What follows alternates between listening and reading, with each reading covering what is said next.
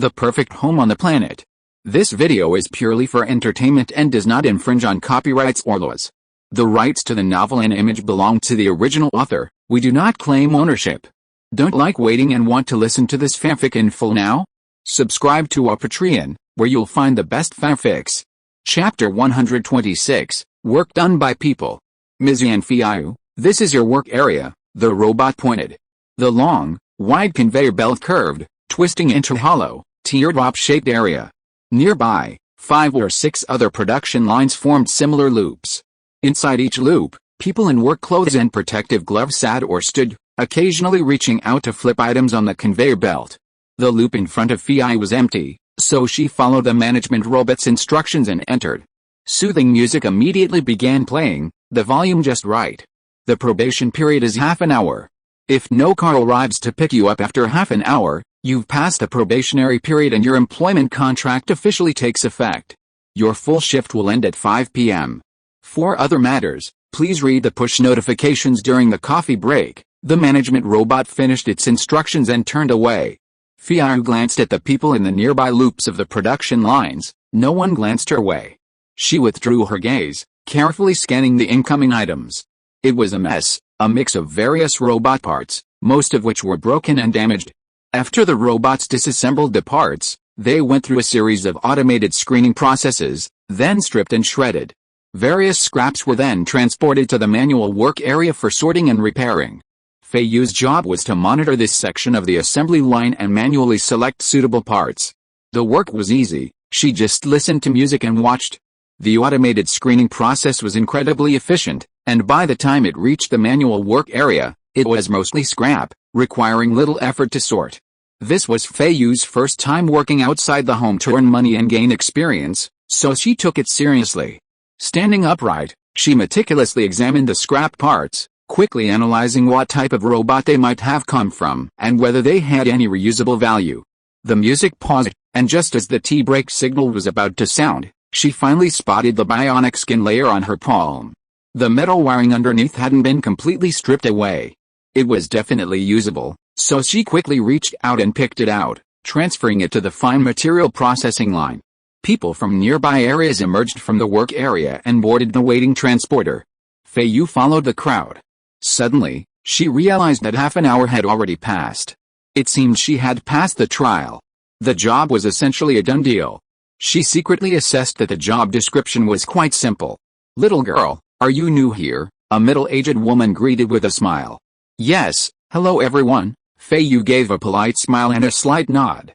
She glanced at the 4 men and 2 women on the bus, then stood next to the woman, holding onto the railing. "Haha, okay," the young man on the other side grinned in response, looking Feiyu up and down. His gaze was so wanton that Feiyu stared at him silently and looked at him. The corners of the man's lips were almost grinning to the middle of his face, and he said excitedly, "Oh, there's a newcomer. Welcome, welcome, Tisk. Look how happy you are. What does a new girl have to do with you?" The short girl on the inside of the middle-aged aunt retorted, "You didn't slack off at work, did you? You're not in the mood today. Why don't you dance?" "I dance whenever I want." The man curled his lips and said sarcastically, "Girl, you are nosy." Feiyu lowered her eyes, feeling annoyed. These 2 people were so vulgar as soon as they heard it, and they were the only 2 people bickering like jumping beans in the car. The other people were fine. One man gave her a polite glance, another, a rather honest-looking man, nodded in a friendly gesture. Another, even more indifferent than Feiyu's usual self, had a stone-faced expression. He glanced at her and then remained stone-faced. Whether it was from the long hours spent working in the enclosed decomposition facility or the color differences caused by the inappropriate lighting, their faces all looked rather dull. The lounge was tucked away in a corner of the decomposition facility.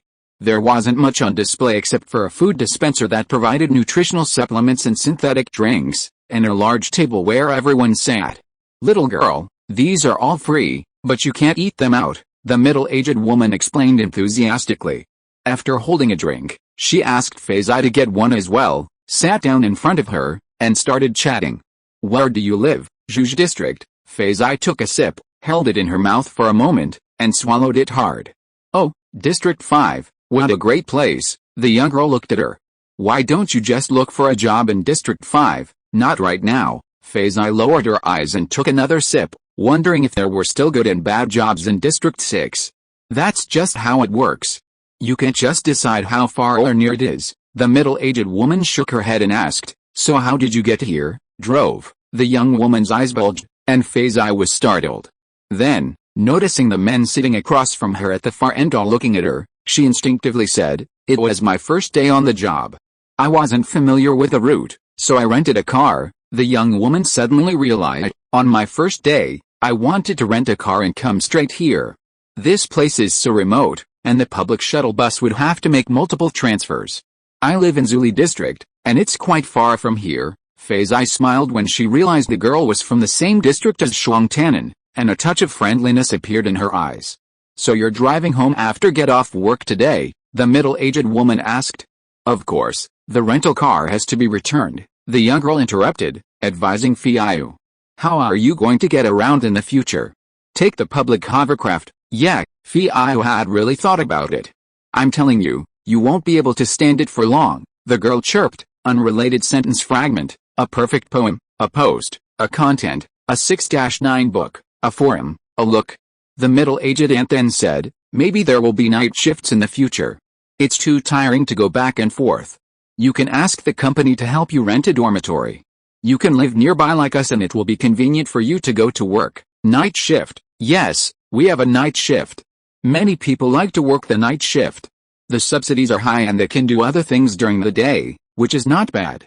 However, there may be temporary shortages of people in both the day and night shifts, and people like us will have to be transferred to other positions by the system, so it is better to live close by. Feiyu didn't dwell on the night shift, thinking that this was still a long way off. Besides, even if 1 or 2 night shifts were temporarily arranged, if others could do it, she could certainly do it. She used to do practical projects at the Donglan Research Institute. In order to catch up on the progress, she had tried to work all night. It was nothing to be afraid of. "That's right, let the company help you apply," the young girl nodded and commented, glancing at the men.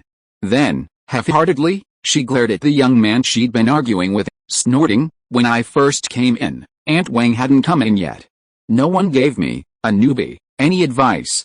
I went looking for a dormitory on my own, and I paid the commission for nothing." Turning to Feiyu, she emphasized, "If you apply with a company, you can save on commission." "Thank you, I get it." Feiyu's calm demeanor made the young man look at her a few more times before he said to the girl, "How would I know you were trying to squeeze in? Besides, the difference in commission between applying with a company and finding it yourself is not that big. You came in to replace someone, and the company got the employment subsidy. They've made so much money on you, and you're still fussing about it not paying you this little commission. It's because they make me work so hard, and they get the subsidy themselves. That's why I'm even more angry about the commission." "How stingy?" the girl said bitterly. "The company gets a subsidy for hiring us?" Feiyu asked curiously. "The subsidies are quite generous," the young man immediately explained to Feiyu. "It's said that for positions like ours, the government subsidies we receive can be used to pay our salaries. The company will make a fortune, which is equivalent to hiring people to work for free." Feiyu's heart moved. This clause is not bad. She must study it carefully and take advantage of it. In the future, she won't have to worry about paying for laborers. It's good to have people like us doing the work. We make our money, and the company makes its money. The aunt waved her hand and talked about other gossip. "The man in the room next to me used to get up at 5 o'clock every morning, very regularly. Recently, he has been sleeping in the room for 5 or 6 days in a row. I guess he has no job." "That would be annoying," what Aunt Wang said only caused the girl to shrug. "Poor guy." The male colleagues continued to gulp down their synthetic drinks, as if they hadn't heard anything, and chatted with normal expressions. Chapter 127 Estimate. Feiyu was a quiet person. She couldn't get a word in with Aunt Wang or the girl from Zuli district, and she had absolutely nothing in common with the men. But it was her first day on the job, so she wasn't too noticeable. It was normal for a newcomer to be unfamiliar with everything, so it was understandable that she couldn't get a word in. Others simply assumed she was a well-behaved type. She reluctantly made her acquaintance with her colleagues. The talkative young man returned to work after a tea break, and soon he was hunching his shoulders and dancing, his movements trembling as if his entire body were cramping. Feiyu was startled when she first saw him. Seeing that the other seemed unfazed, She lowered her gaze and continued to work the assembly line. In fact, throughout the day, Feiyu noticed that none of them stood straight like she did.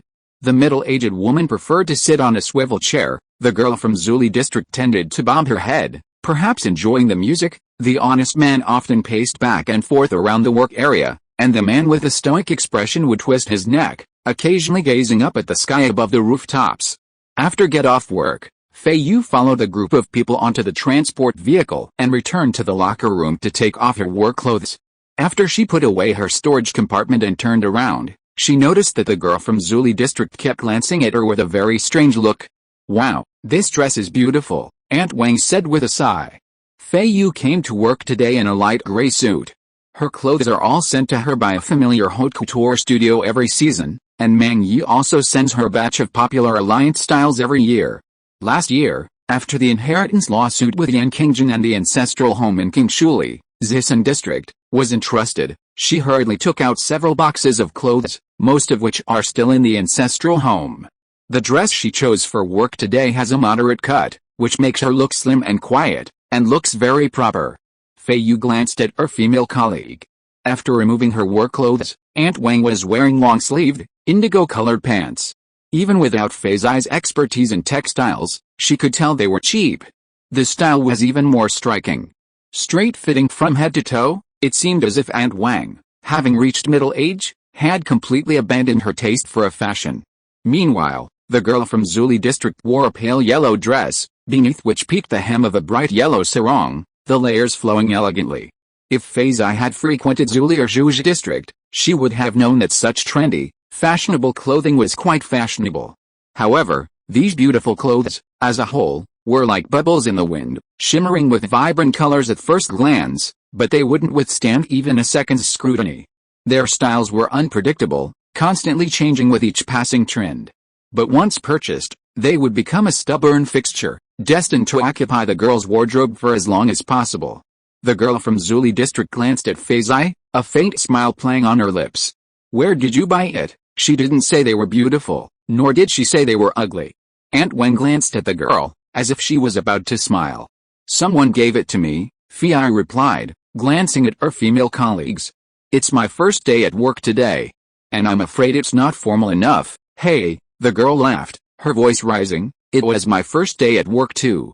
I couldn't pick any clothes left or right. Tisk, I only realized after getting here that it's just a shabby place. We don't need to worry too much about matching clothes." She looked at Feiyu again and commented generously, "I thought you got these last-minute items from somewhere, but it turns out someone gave them to you. No wonder the color looks a bit old-fashioned and doesn't suit you very well. But it still looks good." "Yeah," Feiyu nodded slightly. The three of them left the women's locker room, and the four male colleagues also changed and came out, walking a few steps ahead of them. Hearing the footsteps, the cramped man who liked to chat with the girls in Zuli district turned around. "Hey, big girl, you're so energetic right after work. Why are you so dull during work?" He stopped and teased the girl from Zuli district, while his eyes kept glancing at Feiyu. The others turned their heads as well. Without exception, they all looked at Feiyu a few more times. Feiyu said nothing and followed her female colleagues forward. The two groups mixed together and headed towards the door. The girl from Zuli district argued with the man with cramps in a noisy manner. "What's it to you?" The man with cramps laughed heartily. The others either laughed along or kept silent. It was lively enough anyway. When they reached the door, Feiyu said goodbye and walked towards the parking corner. "Is this the car you rented?" the girl from Zuli district asked, pointing at the clear blue hovercar. The others also looked over, then at Feiyu, with some estimation in their eyes. "Yes. See you tomorrow." As the car lifted off, she glanced ahead at a vast expanse of densely packed green and brown roofs. Green resembled vegetation, brown resembled soil. She now knew that the so-called 10th District Industrial Zone, while appearing like a beautiful, expansive natural landscape on the Maman map, was actually similar to the protective shields around her ancestral home in Zhisan district, with false colors applied to the roofs. The difference was that the shields only opened when needed, while beneath them, countless other company buildings were constantly covered in a pseudo-naturalistic roof. Several colleagues, both men and women, walked along the path above ground, some looking up at her car. That night, Feiyu returned to the Quanchang Hotel in Zhuji district and briefly considered leaving. Honestly, Her first day on the job had been somewhat disappointing. The work environment wasn't great, the tasks were somewhat boring, and interacting with her colleagues was a bit tiring. After a brief thought, she rejected the idea. This was just a transitional job, she couldn't expect perfection. Back then, when Xiang Tannen came to her house to upgrade the robotics system, hadn't she assigned him to the robot lounge, where he'd spend time with the robots? He'd been diligent with his work, never complaining. As for the work, seeing so many disassembled robot parts on the assembly line, rather than the models and experimental prototypes at the research institute, was quite eye-opening. Besides, management trainees had to rotate into other jobs and see new things. Getting along with colleagues was even more challenging, as she'd be dealing with a lot of business and interacting with people in the future. It wasn't that difficult right now. Everyone was responsible for their own areas of work, and only had time to spend together during breaks or after work. She couldn't quit her first job right after starting. Now that the employment contract was officially signed, not only would the liquidated damages be a problem, but it would also be a tarnished reputation for her work. Feiyu didn't want to leave after just one day, which would make it difficult for her to find another job. How could such a record convince the evaluation experts that she had the fortitude to face the challenges of starting a business? She had to stick around until she had rented a studio before leaving. That would be a sound credit statement. She considered it a chance to gain experience during her free period, to see more people and things, which would be beneficial for her to take orders and do business. After formulating her strategy, Feiyu opened her suitcase that evening and picked out a more inconspicuous set of old dark linen clothes. Chapter 128 Dormitory. 3 days later, after get off work, the girl asked curiously, "Are you still renting a car? The lease is for 1 week, and you can't leave early." The girl understood and continued, "So, after a week, do you plan to take the public hovercraft, or rent a single room nearby?" Feiyu frowned. It was indeed difficult to make a decision. She had already checked the reversing route of the public hovercraft, and she felt that she really couldn't afford it. "How is it in your Zhuge district?" "In our Zuli district, the public hovercraft in the early morning and at night is so crowded that I can't stand it after sitting for a few days." The girl curled her lips. Feiyu thought of the bus station near Xiang Tannen's house. She sat there late at night, calling the police, talking to him, and trying to persuade him, but it took a lot of time. At that time, she really didn't remember seeing any public hovercraft, only the blue logo of Fat Bell. At this time, she agreed with the girl's statement. "Does the dormitory applied for by the company mean that everyone lives together?" she asked. "No, the company just helps you apply. Which single room you get depends on availability. We all live separately." The girl noticed Feiyu's intention to rent a single room like them, and she smiled brightly, explaining more enthusiastically, "You can let the company apply, so you don't have to pay a commission. The rent will be deducted directly from your salary, which is quite worry-free. Oh, and there's another advantage. Company applications are processed faster than personal applications." Feiyu entered the dormitory for the first time and had no idea such a bizarre place existed in Mamen. The dormitory was like a small city, with identical buildings.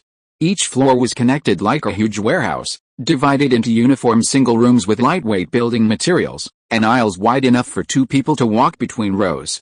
In one corner of the single room was a bathroom, with a wardrobe next to it. A small bed was placed against the wall on the opposite side.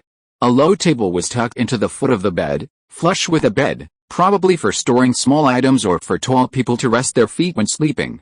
Otherwise, there was nothing else, not even a chair, so anyone could only sit on the edge of the bed.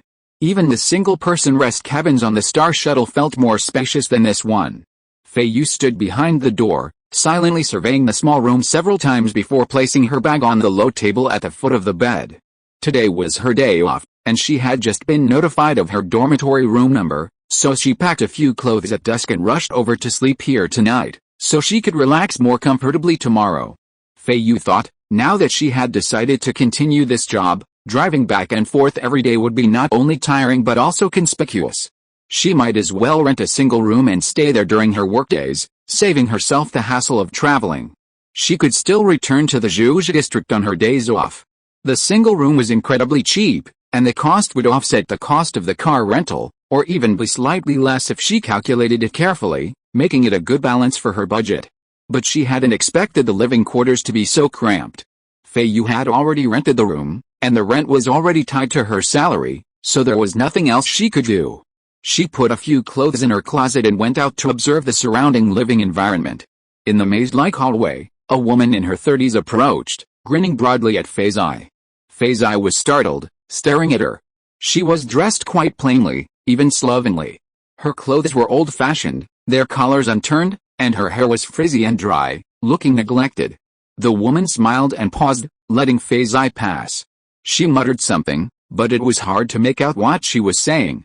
Feiyu had a feeling something was off about her. She took a few steps, then, cautious as a new arrival, looked back. The woman peeked around the end of each row of cubicles, not as if she was sneaking around, but as if she was searching for someone she couldn't find. She went downstairs and took a breath. The surrounding buildings resembled a giant block, blocking her view in all directions. The few gaps that did appear were filled with artificial twilight. In District 10, there was no flowing starry sky, only a shimmering night sky. People streamed around her. Feiyu stood there for a moment, then didn't walk far before turning back to her single room. That evening, she finally understood why Aunt Wang could accurately grasp the daily routines of the people next door. This was because, if she listened carefully, she could hear every sound outside. Someone had returned and pushed open the door. Someone seemed to be carrying something back, banging on the floor in the hallway. Someone was saying hello, but overall, the noise of conversation was relatively quiet, mostly consisting of footsteps and the sound of doors opening and closing. There were 100 rooms here, and the rustling, creaking, and clattering noises gathered in the overall silence, reaching the single room, becoming increasingly muffled and lingering in Feiyu's ears. She lay flat on her back in bed, listening until the middle of the night, and could still hear someone several rows away opening their door. The next morning, rubbing her stiff neck, she got up. The noise outside was even louder, with doors opening and closing one after another, and hurried footsteps in the hallway, but the sound of people talking was still rare. Feiyu finished a quick wash and went out. She glanced around and saw a crowd of people standing in front of her row of rooms. At the far end, a girl about her age had just emerged and ran back inside with a cry, apparently having forgotten something. In the middle, a tall, thin man with one sleeve of his jacket on hurried out. A very young boy hopped as he put on his boots. A burly man chewed on a nutritional supplement, making a buzzing sound between his teeth, as if on a video call. A middle-aged man, carrying a backpack, emerged from Feiyu's room to the right. He turned back, anxiously checking the door to make sure it was secure, glanced sideways at Feiyu, and then passed by her room expressionlessly. Hardly anyone exchanged good mornings. Everyone went about their business, getting up early and then closing their doors. Even when they needed to pass by, they didn't exchange words, simply making way for each other in a tacit understanding. Feiyu quickly scanned the room and, imitating her neighbor, pushed the door open before leaving without a word. A perfect song, a post, a content, a 6-9 book, a forum. During tea break that day, the girl from Zuli district learned that Feiyu had moved into the dormitory and excitedly asked, "Hey, where do you live?" "Oh," Feiyu frowned slightly. "It's so crowded, that's how it is in this area." "Do you think it's like our family, where every family lives together?" The girl waved her hand and said casually, "I'll find you next time." She didn't ask Feiyu's address and turned to chat with someone else. Feiyu took a sip of the synthetic drink and felt relieved. In fact, from that day on, the girl paid less attention to her. During tea break, she always chatted enthusiastically with a talkative man with cramps. The day began to fall into a regular routine: wake up early, go to work, stand on the assembly line, leave work, close the door, check online for new visitors to Shimu's red headscarf. If not, check the progress of the Zhuge District Studio application process, which was still under review, take a nutritional supplement, wash up, and go to bed. Then wake up early again and start all the steps again. On my day off, I took the public shuttle bus back to Quancheng Hotel, washed up thoroughly, and went to several studios that I had my eye on to see if anyone had gotten there first. If not, I would feel relieved, improve my food, and return to the dormitory in District 10 to continue the cycle. If you're listening to this novel on a channel other than Fanfic World, it means they downloaded and uploaded it without effort. We cordially invite you to visit our channel, Mundo Fanfic Novelists. There you'll find the original version of this story and you can explore many other novels of various genres. We're waiting for you to immerse yourself in a world of incredible novels. Chapter 129 Basement. Even within this vicious cycle, there were occasional fluctuations. Feiyu earned her first paycheck.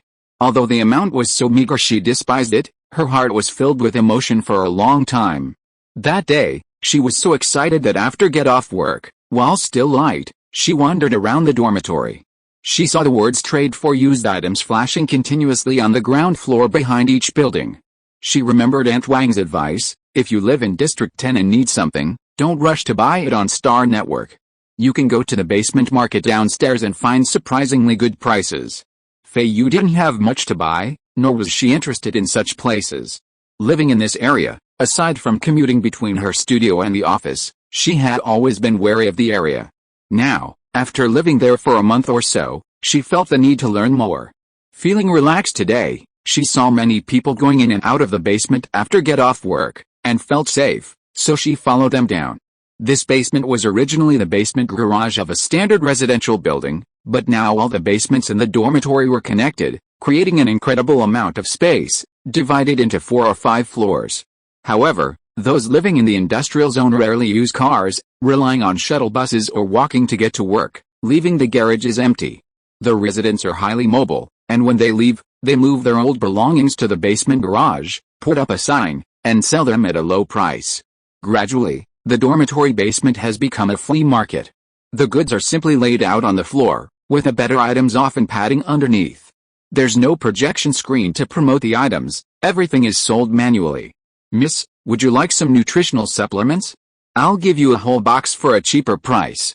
They're not expired, and they come in a variety of flavors. Take a look. Feiyu glanced at the ground and shook her head. Miss, would you like some clothes? These aren't second-hand, they're brand new. Miss, come and take a look at the accessories. We have all kinds of styles. Feiyu was about to pass by when she saw Topaz Comb and slowed her pace. The young man selling the goods, who looked only 16 or 17 years old, immediately said cleverly, Miss, take a look at any one you like and try them on. Feiyu took another closer look at the Topaz Comb and shook her head. Sister, you can give it a try. It's okay if you don't buy it. I won't cheat you. These are new goods from the 4 bottom floors, not second-hand goods. Isn't this a second-hand goods exchange area? That's what I said. After all, everyone still likes new goods. I sell new goods and also help others sell second-hand goods, but the prices are all reasonable, and I won't cheat. Sister, if you have items you don't want in the future, you can show them to me. If you like them, I will make an offer to buy them, so you don't have to spend time setting up a stall here. The young man said all the nice things and left Feiyu in front of the stall. Sister, take a look at me to see if there is anything you like. If you don't like it, just tell me. Feiyu picked up the Topaz Comb and said directly, how much is it? The young man was stunned for a moment, looked at Feiyu, and seeing that she didn't seem to be perfunctory, he immediately smiled and said, Sister, you have good taste. It is said that this comb is a fine product designed and made by a master from Armaman. No. Feiyu raised her eyes and said. The boy was probably too embarrassed to insist. How could a stall like his possibly sell masterpieces? He could only say sheepishly, there are so many people who like it. Even if it's an imitation, it's still a high-quality imitation. Imitations are not allowed, Feiyu said calmly. That's what I say, but, they look good, the boy said anxiously. Miss, my stuff is absolutely fine. They're all genuine goods. A comb looks like this, don't they? Look at the materials I've used. I'll only charge you 5-star coins. Even if it were made of artificial stone, it would be worth that much. Okay, I'll buy it. Feiyu picked up the Topaz Comb and stood up. Thank you, thank you. The boy was stunned and delighted. Others usually bargained down to 2-star coins, but the girl before him didn't even smile. She picked up a bunch of mistakes, which was a relief. After buying her Topaz Comb, Feiyu lost interest in wandering the cluttered basement. She looked up, searching for the exit, but the basement was disorganized, with few signs. She had a poor sense of direction, and after a few turns, she was completely lost. She couldn't find the elevator for her floor, and after entering one, she realized she was in the wrong one. She returned the way she'd come, but accidentally pressed the button for the 2nd floor below ground. The elevator door was lined with small stalls selling cheap nutritional supplements and synthetic drinks, along with a small selection of shoes, boots, and gloves. Overall, the selection wasn't as comprehensive as on the 1st floor below ground. Following her lead, Feiyu walked a little further and came across several stalls selling sleeping bags. She casually glanced in. A portly woman called out, "Want some? Buy a sleeping bag and you can get a free berth. Add 1 star coin and you can get a clothing storage locker." Feiyu wondering if someone else was buying sleeping bags and sleeping on the floor. Just as she was wondering, she saw a group of people standing in front of her, men, women, and children, all standing in a group, seemingly unspoken. She paused, observing intently. "Hey, what's going on?" A man from behind narrowly bumped into her, muttering something in dissatisfaction. He glanced at her sideways as he passed, his gaze suddenly scrutinizing her, lingering on her face for a second or two. But his expression relaxed, and he walked on without further ado. Feiyu slowed her pace silently, glancing around. Several more people passed her, all moving to stand in the large crowds ahead, and she became even more curious and cautious. As she passed the crowd, she unexpectedly saw someone she knew. Standing at the front of the crowd, he stared at her with a blank expression, then nodded his chin after a moment as a greeting. It was the male colleague who had been quiet during the tea break. However, she and this colleague were no longer on the same shift. He had heard someone quit the night shift, so he had taken the initiative to transfer to it. The following appears to be unrelated and likely a translation error. Feiyu nodded in response, not stopping, but looking away, and continued walking. Hey, why are you just taking it and leaving?" A shout came from behind. Feiyu turned around and saw the fat lady who had just sold the sleeping bags, chasing out from the crowd with her arms raised. Several people in front of her turned back at the sound, but only a woman in a flowery dress continued to walk with a smile. The woman had messy hair and a corner of her collar was tucked in. She looked very sloppy. She turned a deaf ear to the movement behind her and bit the mouthpiece of the nutrient supplement in her mouth. Feiyu remembered immediately that this was the woman who had been peeking around near her room before. Her clothes seemed to be the same ones she had met that day. The fat lady was agile and caught up with her in a few steps. She grabbed the woman in the flowery dress by the shoulder and turned her whole body around. She was immediately furious and slapped her palm on the woman's forehead, knocking her head to the side. The messy hair covered half of her face. Feiyu was so scared that her back twitched and she stared at her intently. "You stole it and you still dare to eat it? Ah, you still dare to eat it?" The fat lady cursed angrily and pushed the woman hard. The woman took several steps back and stumbled, almost falling. The onlookers immediately moved away.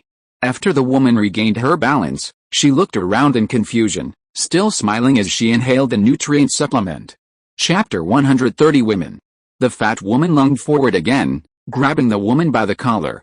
Her thick, fat fingers prodded at her forehead, causing the back of her head to nod repeatedly as she lashed out, cursing, "You dare eat my dinner?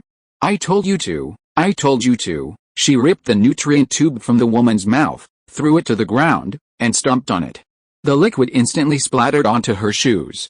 The fat woman, further enraged, kicked the woman in the shin. The woman staggered in pain, a look of fear creeping over her smiling face. Her shoulders instinctively hunched, leaving a clear stain of the nutrient solution on her trouser leg. The fat woman, furious, ground the sole of her shoe, then stomped twice in another spot, causing the woman to cower even more. "You bastard, if I see you again, I'll beat you to death," she cursed, then walked away. The crowd dispersed. After a while, the woman bent down and rubbed her calf. Her hair hung in a mess, and the hem of her dress bulged forward, revealing a section of her pink jacket tucked into her pants, even revealing her thin, twisted rope-like belt. Someone, half-heartedly, looked at her again. She stood up, her face no longer wrinkled with pain. Her expression was stern, unconcerned with her surroundings. She stared at the crushed tube of nutrient solution on the ground. She walked over and scooped it up, cupping it in her palm and sucking at the crack, making incomprehensible sounds. The few people still watching turned away, going about their business, and the brief commotion faded as if it had never happened. Feiyu remained frozen in place, watching the woman slurp as she passed in front of her. She glanced around in disbelief and caught the gaze of her male colleague. He glanced at her silently, expressionless. After a moment, he said, "You're here to work too, huh?" Feiyu didn't understand. "Everyone here is looking for odd jobs?" The male colleague glanced at her again. "If you want to do some short-term work, stand here. They will come to pick you up when there is work." "Oh," Feiyu nodded, then shook her head. "I'm not here." I just happened to be passing by. If you're not looking for work, go back. The floor mats here are almost ready. People will sleep on this floor tonight. Feiyu was stunned for a moment and said quickly, "Okay, thank you." She quickened her pace and walked forward. A few stalls appeared not far away. They were still selling nutritional supplements, sleeping bags and other things. At the end of the stalls, she finally saw the elevator. She didn't care which building it led to, she was going to take it to the ground level. A figure in flowery clothes was walking slowly in front. Feiyu was stunned for a moment, looking at the woman's back. There was nothing unusual about the woman's legs and feet. She walked like she was shopping. Looking left and right, Feiyu got closer to her and found that she was smiling again. "Hey, come over and take a look, young lady. What do you need?" the vendors called out, waving even more enthusiastically when they saw Feiyu and the others. But Feiyu noticed that they ignored the woman in the flowery dress, and if she lingered in front of their stall for a moment longer, they would show their disdain without concealing it. Go away, the woman smiled and moved away, her eyes still lingering on the goods on the ground. "Do you have money?" A stall owner picked up a nutritional supplement, grinned, and handed it to the woman, who chuckled and took it. "If you have money, you can give it to me." The owner raised his arm, holding the supplement high. The woman's hand missed, and she looked up. The owner burst into laughter, teasing her, and waved his hands repeatedly. "If you don't have money, get out. Don't interfere with my business." The woman laughed too, her eyes still glued to the supplement. The owner's face changed, his brow furrowed and his eyes glared at her. Go away. The woman then timidly moved away and slowly walked towards the elevator. Feiyu lowered her eyes, stopped, and asked the stall owner nearby, "How much is this?" 10 star points for a box. "Miss, you live upstairs, so take a box and I'll have someone deliver it to you for free. I want 3, is that okay?" Yes, 1 is fine." The shopkeeper, a master of business, even took out the cheapest nutritional supplement. "Buy 3, get 1 free. Miss, you've enjoyed your meal. Come back next time." Feiyu entered the elevator. There were already several people inside. The woman stood politely in the back corner, a perpetual smile on her face, her eyes never directed at anyone, always hovering in midair. After a moment, she glanced at the nutritional supplement in Feiyu's left hand, then evasively at the topaz comb in her right, glancing back and forth. When she reached the first floor, she began to mumble again, peeking out repeatedly, her movements hesitant. "Are you getting off or not?" someone asked impatiently. The woman then left, a smile on her face, her gait still as leisurely as if she were strolling through the streets. A bluish-gray artificial twilight enveloped the buildings and alleys. There was a slight breeze outside, and few people were around. "Hi." Feiyu stood in front of the woman. The woman smiled foolishly and waited for a moment. Seeing that Feiyu didn't move, she consciously stepped aside. "Here you go." The woman glanced at Feiyu, her eyes drawn to the handful of nutritional supplements under her nose. "Here you go." The woman giggled and took them. Waiting a moment longer, seeing that Feiyu didn't take them back, she bit into one and sucked hard. Feiyu stepped aside, and the woman glanced at her. The sucking made the hollow smile on her face fade a little.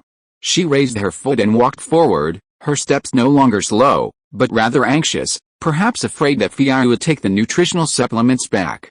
Feiyu stared at the woman's back for a long moment before turning back. Her gaze paused. The male colleague, standing not far away, had been watching her for who knows how long. "Sympathy is meaningless here," he muttered in a low voice. Feiyu remained silent. "Don't go to the basement after dark, especially the bottom 2 floors, where you'll sleep on the floor." The male colleague passed by and glanced at her.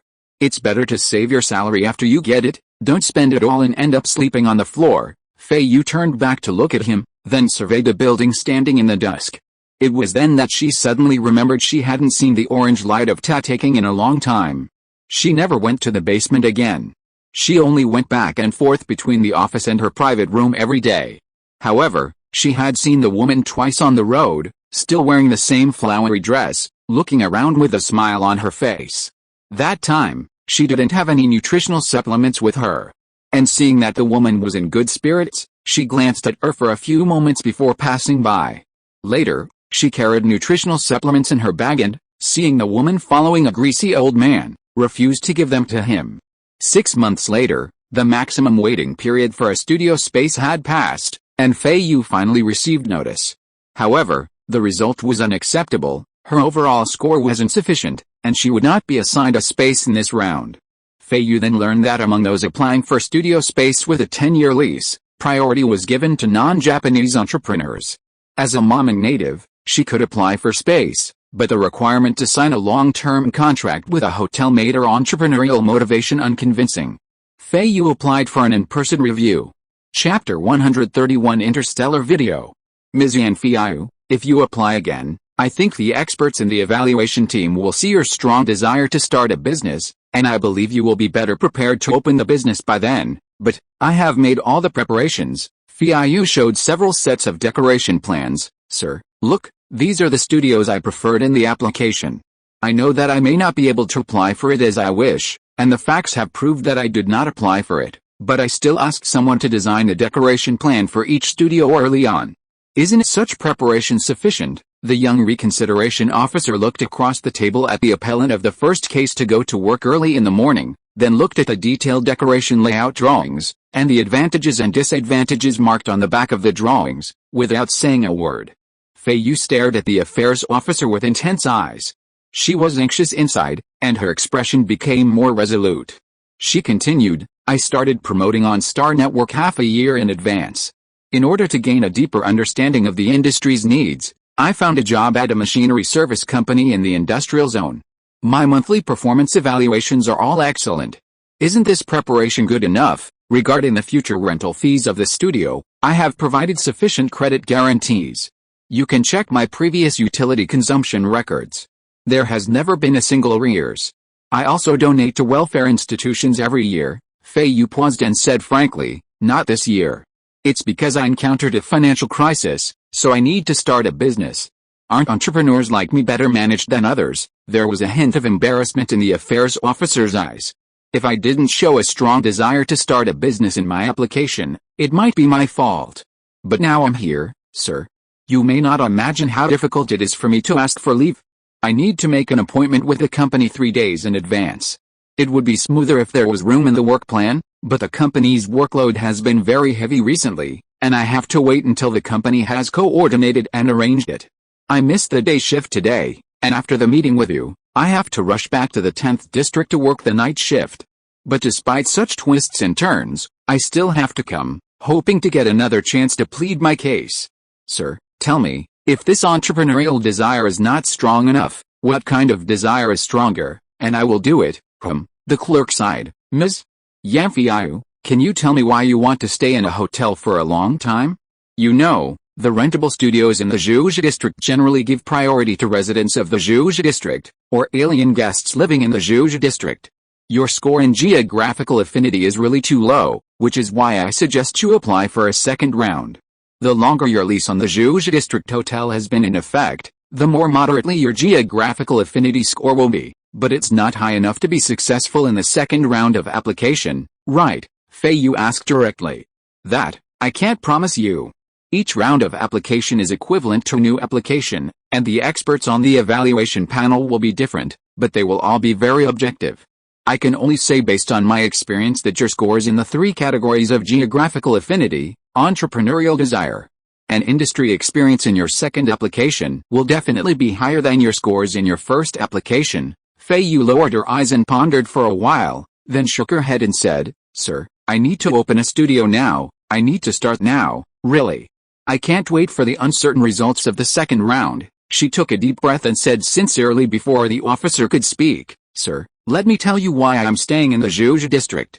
Because my husband, before he met me, he signed a neighborhood mutual assistance agreement with a neighbor grandmother and shared an apartment in Zuli district. It has lasted for more than 10 years, and he will continue this agreement, otherwise the old lady will be alone and helpless. I support his approach. It just so happens that he went to work on Gagastar, and he and I don't need a shared apartment in Maman for the time being, so I liked the studio environment in the Zhuge district and signed a long-term lease with a Quanchang hotel in the Zhuge district. The officer looked at Feiyu and pondered. Then why don't you just move to Zhuge district with the old lady? She's used to living in her old neighborhood. Feiyu pursed her lips. If we move, she won't even have anyone to talk to. We don't want her to be overwhelmed, right? The officer nodded. After a long silence, he spoke. Ms. Feiyu, your defense has merit. However, the first few venues you listed in your application have already been rented out. Would you like to use the one randomly assigned by the system? Yes, Feiyu said without hesitation. The studio Feiyu ultimately rented was small and far from the Qi Hotel. She didn't care to be picky anymore. After all these twists and turns, she didn't even feel a bit disappointed. She felt refreshed and immediately filled in the address on the red headscarf of Shimu's family on the Star Online website and quickly ordered the robot renovation service. The day she submitted her resignation, she received a video call from Shang Tannen. Studien, long time no see. How are you, Shang Tannen, visible on the projection screen, sounded increasingly refined, his voice as gentle as ever. Feiyu had just returned to the dormitory after get-off work and stood at the doorway, subconsciously gazing at Shang Tannen, whom she hadn't seen in a while. She wondered if the officer had checked in with him afterward and alarmed him. She smiled, ready to respond, when she overheard a couple arguing in the same row of rooms. Big girl, it's not nice of you to put your things here.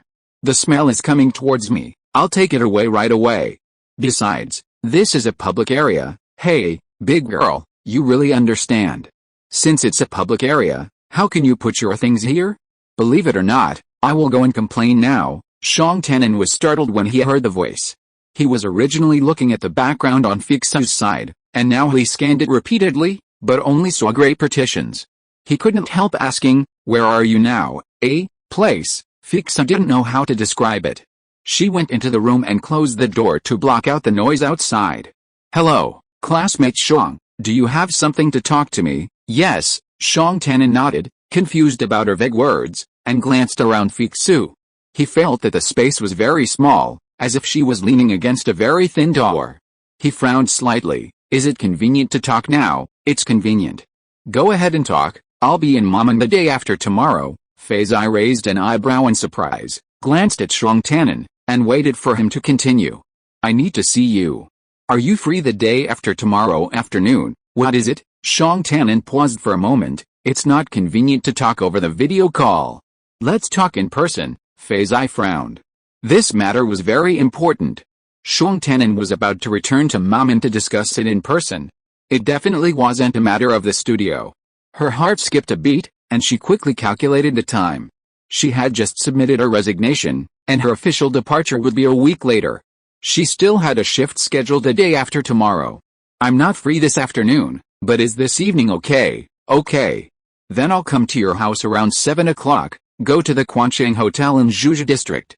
If I'm not there yet, please wait a while. Qi Hotel in Zhuge District, let's talk in person, Feiyu said. After hanging up the video call, her happiness of the past 2 days had inexplicably faded. Sitting at the head of the small bed, she sighed deeply after a long while. There seemed to be a saying that made a lot of sense. When life closes a door, it opens a window. Now that it has opened a window, it closes a door. With her studio about to open, Shang Tannen could no longer pretend to be her husband. Chapter 132 My Family is You. After get off work, Feiyu casually ignored the inquiries of her female colleague and hurriedly took the public trolley back to Qi Hotel. When she opened the door, she saw a man standing on the sofa on one side of the lobby. After not seeing each other for more than half a year, the two looked at each other for a moment before greeting each other. Hello, how long have you been here? Just arrived not long ago? Shang Tannen smiled and looked at Feiyu. She was dressed in gray, and probably because she came from the twilight, she didn't look bright at first glance, and even her eyebrows and eyes were not as bright as before. Are you busy? Not bad, let's talk in the room, Feiyu replied casually, also looking at Shang Tannen. He had come back from a long journey, and although he looked a little tired, his facial features were fresh and natural. He was dressed in a swimsuit, which was also very appropriate. He was even more handsome than her. When did you arrive today? She greeted and opened the door. In the morning, as he spoke, Shang Tannen looked around the room. In the small hall, the boxes that Feiyu had moved back from Donglan were neatly stacked in a corner. He took a look and was about to ask when Feiyu called him, Mr. Shang, please sit down. Would you like something to drink? I'll order it from the hotel. No, don't bother. Feiyu didn't insist. I'm sorry for the poor hospitality. She apologized slightly, then stared at Shang Tanan and asked, "What do you want to talk to me about this time you come back, eh?" Shang Tanan chose his words, his expression more apologetic than hers. "I received a conscription order." Feiyu blinked and didn't react for a moment. Didn't he find a girlfriend and was anxious to divorce? She tossed and turned in the middle of the night last night, and even drafted a petition to Shang Tanan's new girlfriend, hoping to avoid any unhappiness because of his first marriage. Is it unnecessary? Seeing Feiyu remain silent, Shang Tanan explained, "I have to accept the Alliance's first-level conscription order. First, the new Star Management Department will arrange adaptive training for you, and then we will all bring our families to the marginal new star Luoyang for development and construction," he said helplessly. "My family is you." Feiyu listened motionlessly, then blinked and stood up. "You asked me to go open up wasteland?" "No." Shang Tanan saw Feiyu's anxiety and stood up quickly. "No, that's not what I meant. I can't go. I just rented my studio and it's been renovated these 2 days." Feiyu reiterated firmly, "I can't leave Maman." "I know." Shang Tanan comforted her in a gentle voice. "I came back this time just to make arrangements for you and Grandma Li. Tomorrow we will go to the city hall to make an appointment to cancel our marriage." After the bolt from the blue subsided, Feiyu calmed down, sorted out her thoughts, and gestured with her hand. "Let's sit down and talk. Where is Luoyang Star? Why were you conscripted there?" "Not much has been revealed about the Qiongshu galaxy. We only know it's a habitable planet with great value for comprehensive development. In my early years, after my parents' accident, my studies were impacted for a time. I applied for an Alliance education grant, and the requirement for receiving the grant was that I would respond to any future Alliance call-ups." Feiyu glanced at Shang Tanan, thinking to herself. The Alliance was clearly making a killing with this clause. It was a shame to see how much a child could spend. If only Shang Tanan had known her back then, she could have persuaded her father to lend him the money, and he would never have asked for a return for developing the new land. At the time, following the advice of the community family counselor, in order to get a grant as quickly as possible, I checked all the required boxes, including my willingness to respond to future calls-ups as a family. Shang Tanan saw Feiyu raise an eyebrow, shook his head, and smiled bitterly. "I had no family at the time, so I didn't think much about it and just checked all the boxes. Later, I graduated from high school and university, and never received a call-up, so I almost forgot about it." "Student Yan, I'm sorry that this incident of mine has affected you," he said, frowning. Feiyu paused, thought it over, and said sincerely, "You have helped me a lot. No one expected the conscription. I still want to thank you." She leaned slightly closer to Shang Tanan, and asked with rare concern, "What are you going to do? Are you going? Can you come back?" "I can only go." Shang Tanan looked at Feiyu's face with obvious regret, and had no time to say more about himself. He shook his head and said, "Classmate Yan, listen to me first. I have received a first-level conscription order. The whole family must go together. Before I formally confirm the situation of the accompanying family members with a planetary administration, we will divorce immediately, and you don't have to go, but the impact will still be great.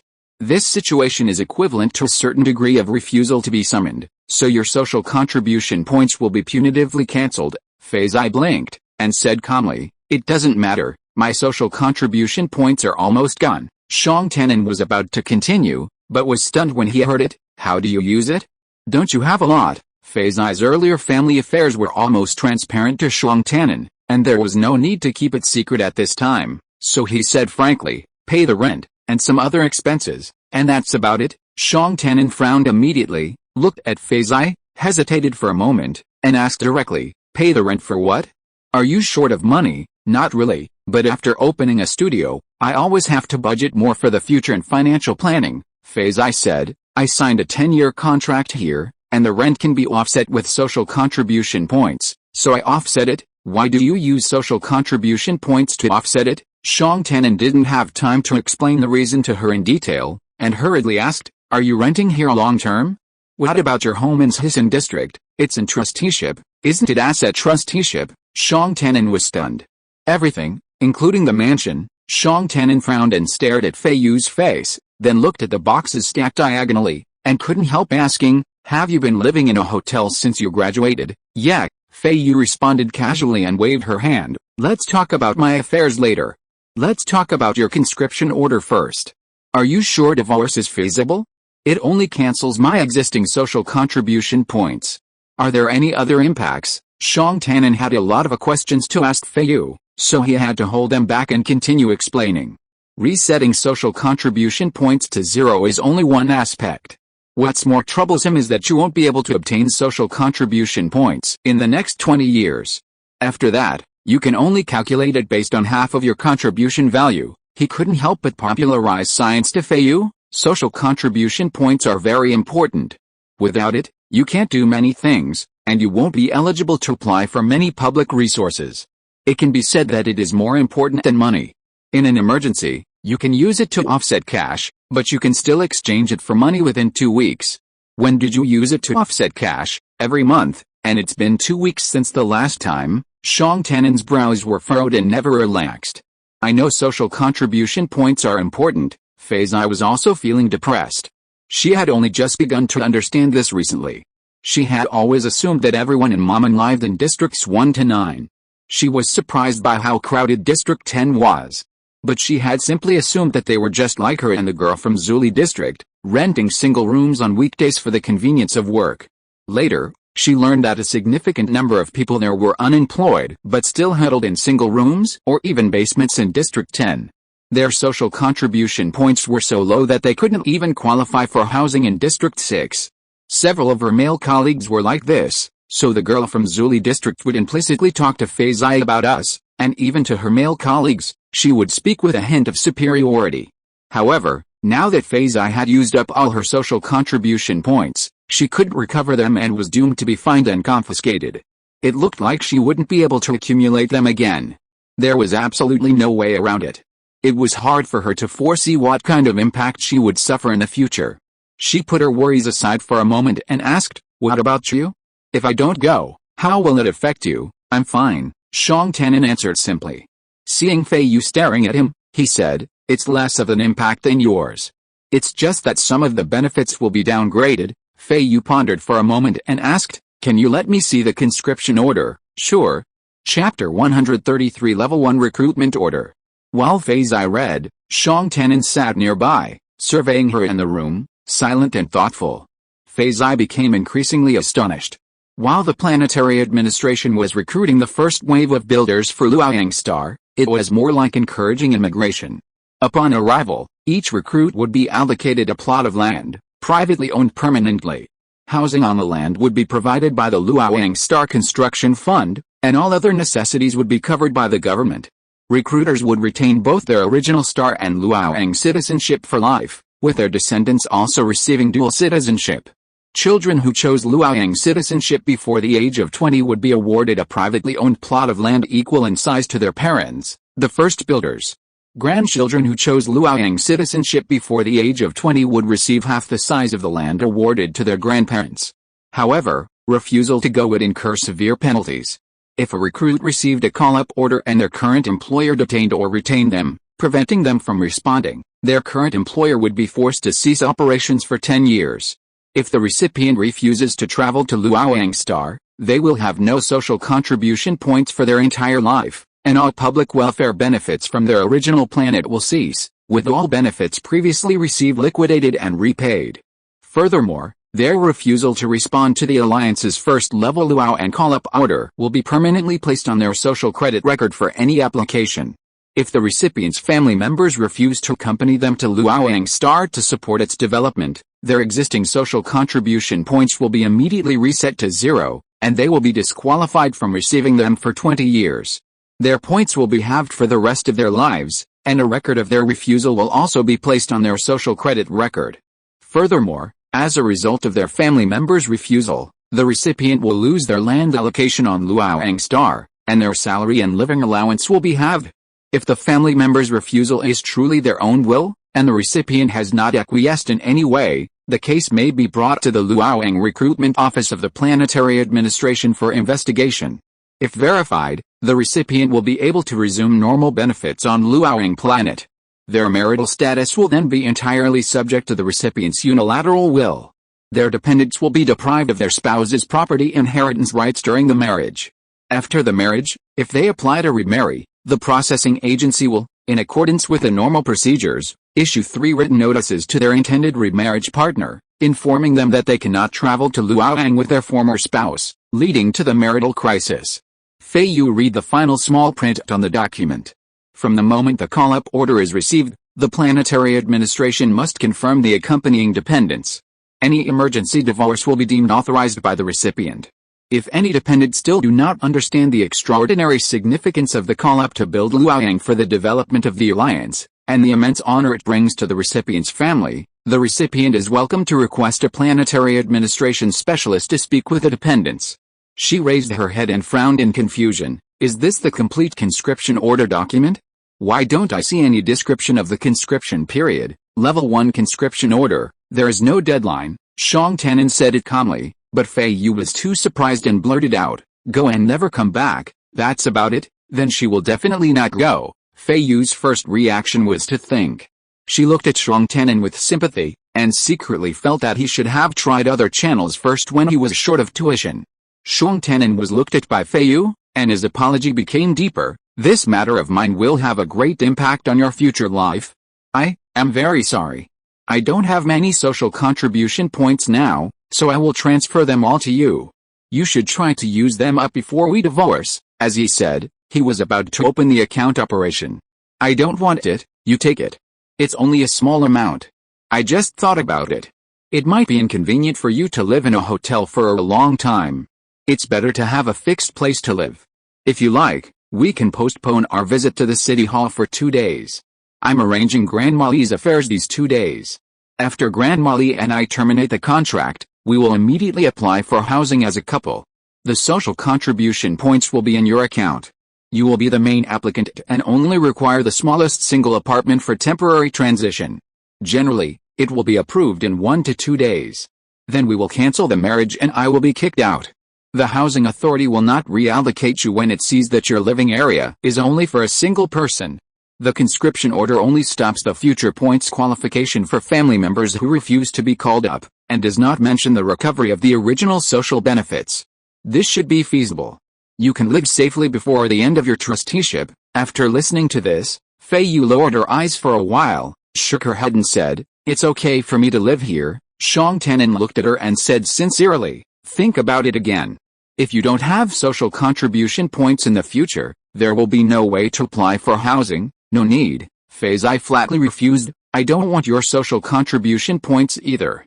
You should keep them for yourself and use them in Luoyang. Once you go there, you will receive a lot of gifts at once." Shang Tanin smiled. "That's right, you will be given 10,000 points as a minimum upon landing. However, if Feiyu doesn't go, Shang Tanin will not get so many. You have to cut it in half." Feiyu frowned and reminded, very depressed about the terms of the conscription order. "There are still a lot," Shang Tanin persuaded again. "You can take my current points. If you don't want to apply for housing, you can also see if there is anything else you can use them for." Feiyu still refused. "If you want to give it, just give it to Grandma Li. Social contribution points can only be allocated between spouses." Shang Tanin shook his head. "How are you arranging Grandma Li's matter?" Feiyu asked with concern.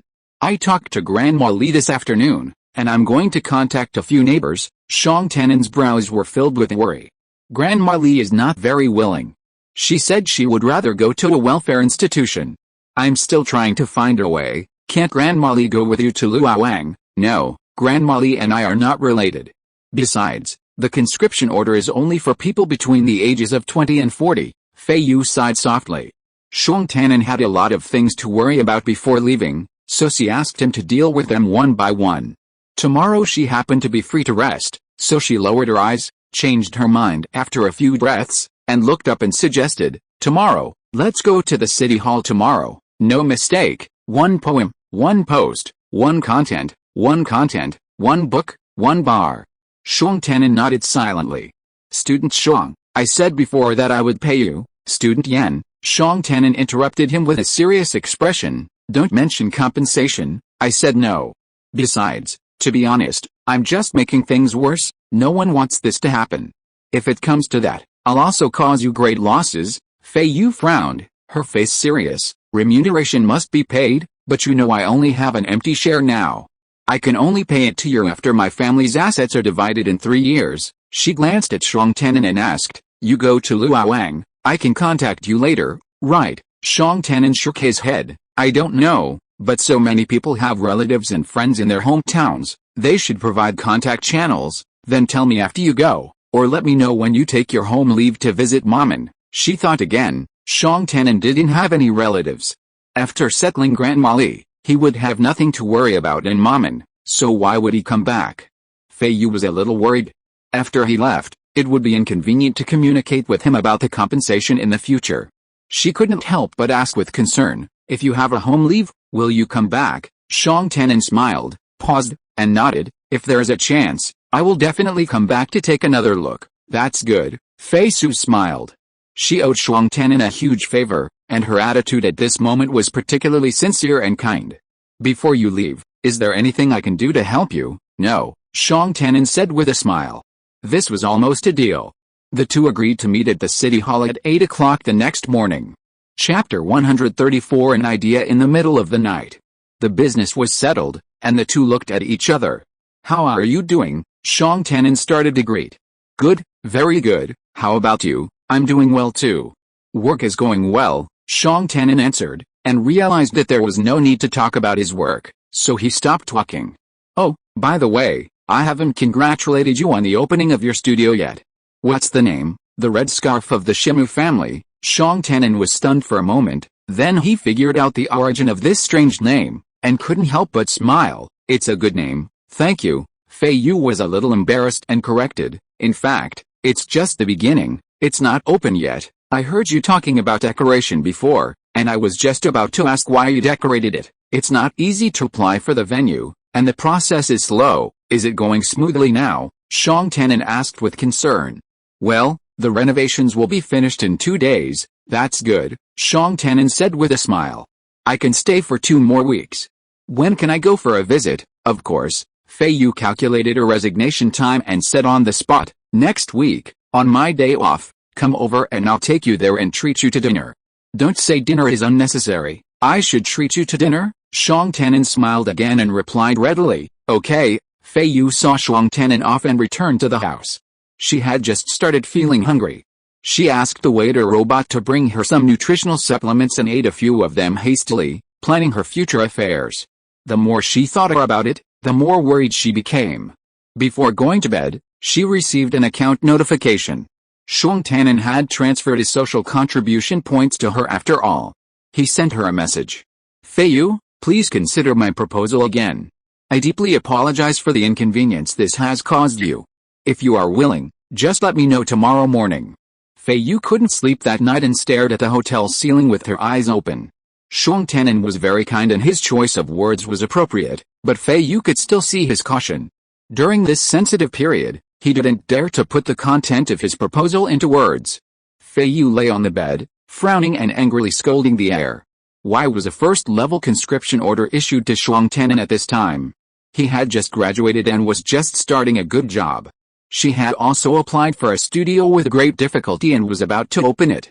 Now they were in an emergency divorce, and Xiong Tannen asked her to seize the last opportunity to use his social contribution points to apply for housing.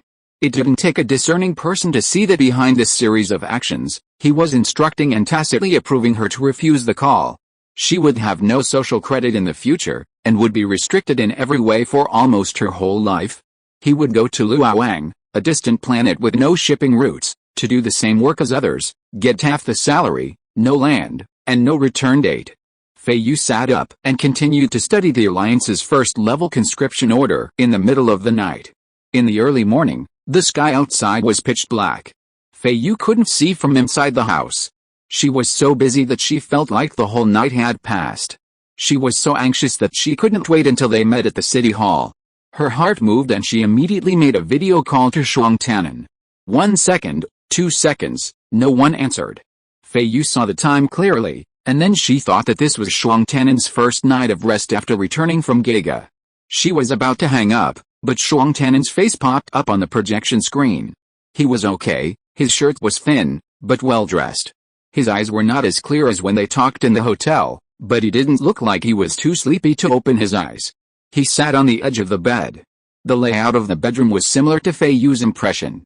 Studien, Xiong Tannen said, his voice a little hoarse. Since he was awake, Feiyu had no time to talk about business. Her eyes were fixed on his face. Without any preparation, she said directly, I have read the blueprint for the construction of Luoyang in the conscription order. The first phase is to build various livelihood and municipal affairs agencies to facilitate the people who are called to build the construction to live in harmony there. Then there will be corresponding marriage acceptance agencies. Right, we get divorced in Luoyang. Do you think it's feasible? Shang Tanan didn't know whether he didn't react or was thinking about it after he reacted. He just stared at Feiyu and didn't say anything for a long time. I've analyzed it. If we divorce at this time, it will be very costly for both sides. I've come up with a solution, which is to delay the divorce.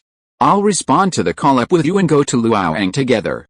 In a few years, we can divorce on the grounds of a breakdown in our relationship. The advantage of this is that your welfare benefits will not be reduced. The disadvantage is that you will be alone in Luoyang. Although your past marriage history is recorded, it is not conspicuous. It is a good opportunity to start afresh. If I go with you, everyone there will know that you have a marriage history, which may have a certain adverse effect on your future search for a partner. Feiyu finished speaking clearly, paused, and seeing that Shang Tanan did not express his opinion immediately, she finished speaking in one breath. If this plan is not good, I have another plan. You can report me to the planetary administration and say that I personally don't want to go. Ask them to verify it, and then we can divorce. This way, you will still have normal welfare benefits, and I will only confiscate your social contribution points. You will be hindered from finding a partner in the future. Shang Tanan looked at her and finally said a complete sentence. What can be obstructed isn't mine, Feiyu said unconcernedly. Don't worry so much. I have the assets my family left me, so I'm not afraid of having to post it 3 times. Shang Tanan couldn't help but laugh, his face, stiff with fear in the middle of the night, brightening up at the sight. Which option do you choose? Feiyu asked, staring at him. The second option is not good. Suing is not a good option. The first option, Shang Tanan looked at Feiyu and said softly, it's not good either. Going together, you can avoid punishment now, but the first level conscription order has no time limit. How will you come back in the future? Feiyu's eyes sparkled. She thought about it for half the night, and this was the point that suddenly came to her mind. She couldn't suppress her excitement and said, no time limit means there are no explicit regulations on returning to one's place of origin, right? Doesn't it also mean there are no explicit restrictions? Shang Tanan was stunned, then shook his head. That's logical, but it won't be that simple. As long as there are no explicit restrictions in the conscription order, there will be room for actual individual operations, Feiyu affirmed. She would deal with lawyers whenever there was any disturbance in her daily household chores, and she had a lot of experience with this. I will find someone then. The professionals will have more professional operational suggestions. She continued to analyze. I am not like you who is summoned by the Lord. My identity is just a family member, and I can retain my citizenship on the planet Moming from beginning to end. After arriving in Luoyang, the relationship between husband and wife breaks down, the family disbands, and it is reasonable for me to ask to return to my place of origin. I expect that there will be difficulties in the process, but so many people go to Luoyang. There will always be changes in life, and divorce will not always be an isolated case. They will always have to improve the corresponding civil affairs clauses. By then, the family members will have gone, and there will no longer be such strict regulations as confiscating social contribution points if they do not go. At most, you will give up the vested benefits in Luoyang. Shang Tanan pursed his lips and pondered, and after a while he said, I really can't say about the specific situation on Luoyang Star. The initial living conditions should be very difficult. You will not be able to adapt to it, and what about your 42% goal? Have you considered these? Feiyu smiled slightly. I've considered everything else. Living conditions don't matter. If they're tough, this was a given. The planets they were about to explore wouldn't be as good as their homeland of Mammon. However, Feiyu was straightforward. Everyone's the same. Psychologically, it's easy to adjust. So if others can do it, I can do it too. Chapter 135 Family. There is indeed such a statement in psychology, but Feiyu's explanation made Shang Tanan a little unable to hold back his laughter. When she said, the 42% goal, she frowned, and then said frankly, I've calculated that if I stay in Mammon, my social credit will become very bad, and it will be difficult for me to do anything in the future. It is impossible to achieve the goal within 3 years. If I go to Luoyang, I have studied the conscription order. It has many caring policies for the applicants. One of them is that the remaining civil disputes of the applicants in their place of origin can be handled swiftly or temporarily. I may be able to request to change the original 3-year split period to 5 or even 10 years, so that I can buy more time. Even if not, I am in Luoyang and have dual-star citizenship, which is better than being trapped in Mamen. When the conditions are right, I can open a studio in Luoyang to develop business. Luoyang is not a new place. I think the opportunities are no less than those in Mamen. Feiyu finished speaking, looked at Shuang Tianan and asked, "What do you think?" "Let me summarize. I'm open to both options. I can go with you, or I can stay in Mamen as planned. However, staying in Mamen might mean giving up the idea of repurchasing their assets," she said a little sadly. "My grandfather and my father both said I wasn't cut out for business. It's already very difficult for me to repay the 42% they've accumulated within 3 years. I've been doing my best, but now I know the possibility is even lower." She paused, took a breath, and said, "There's nothing wrong with this. Even if I don't do anything now, I'll have living expenses every month. After 3 years, the division will make it easier to live well. So, whether I go or not, I'm generally open to both options. But if you want to go to Luoyang alone, I hope you'll tell me. This will minimize the overall losses for both of us." Shuang Tianan glanced at her, was silent for 2 seconds, and then asked, "Are you willing to go?" "We'll give it a try," Feiyu said without hesitation. "Then, let's go to Luoyang together and see what the situation is like. After the divorce, we'll find a way to send you back," Shuang Tianan said. "I think so too," Feiyu nodded and said, "Is it settled then? Send me a copy of your itinerary. I need to make some preparations." Shuang Tianan could never have expected that the two of them would come to such a decision in such a short time after talking. When they just agreed on the time, his tone naturally echoed Feiyu's. Now, looking at her still sullen expression, he realized they might have both gone crazy. It took him a long while before he replied with a single word, "Okay." He wasn't one to dilly-dally. Now that his strategy had changed, his expression grew increasingly serious, but his mind was already rapidly shifting gears, sorting things out one by one. "Tomorrow? No, it's already today. I was supposed to go to City Hall with you this morning, but since I don't have to, I want to hurry up and help Grandma Li finalize things. I might have to visit a few neighbors. If you're free tonight, I'll come see you. If not, I'll come see you tomorrow morning. We'll meet and discuss it together, and then we'll sort out your affairs. Don't worry. If the studio renovations can stop immediately, then do so. If not, that's fine too. I'll be with you. By the way, after daybreak, you can consult your lawyer. You mentioned changing the 3-year split period to 5 or 10 years. What documents do you need to prepare for the specific application?" "The lawyer's gone." "Huh? I didn't renew my service contract when it expired last year." Shuang Tianan looked at Feiyu and immediately said, "Then I'll accompany you to the City Hall in the morning and consult directly." "No need, you are busy with Grandma's affairs. I can consult myself. You don't need to come tonight and tomorrow. I have a job in the 10th district and I have the last 3 days of work. I will contact you after I finish there." Feiyu lowered her eyes and compared it with Shuang Tianan's schedule, and concluded to herself, "We will be busy with our own things these days, so it should be fine." Shuang Tianan didn't bother to say anything else, and blurted out, "What do you do?" "A management trainee in a robot service company," Feiyu said, and sighed in her heart. The rotation that was agreed upon at the beginning was nothing to show for it. Shuang Tianan frowned, wanting to say something but stopping himself. After a long while, he asked, "What's going on at night? Do you have to work too?" "No, the 10th district is quite far to get there and back. I live there when I'm working, so I go there early at night." "When I contacted you in Gajia, you were in the 10th district? Is that where you work or where you live?" "Where I live. There seemed to be a lot of people. The noise was a bit noisy." "Yes." Feiyu saw that they were talking about trivial matters and the important matters had been decided, so she simply said, "I've disturbed you for too long. You should continue to rest. I'll contact you after I leave." The two hung up the video call, and she lay back on the bed, her eyes touching the ceiling. A trace of disbelief rose in her heart. She was actually going to Luoyang. Now, some inexplicable feelings of confusion seemed to arise in her heart. That star, where is it? Shuang Tianan also lay awake, unable to fall asleep for a moment.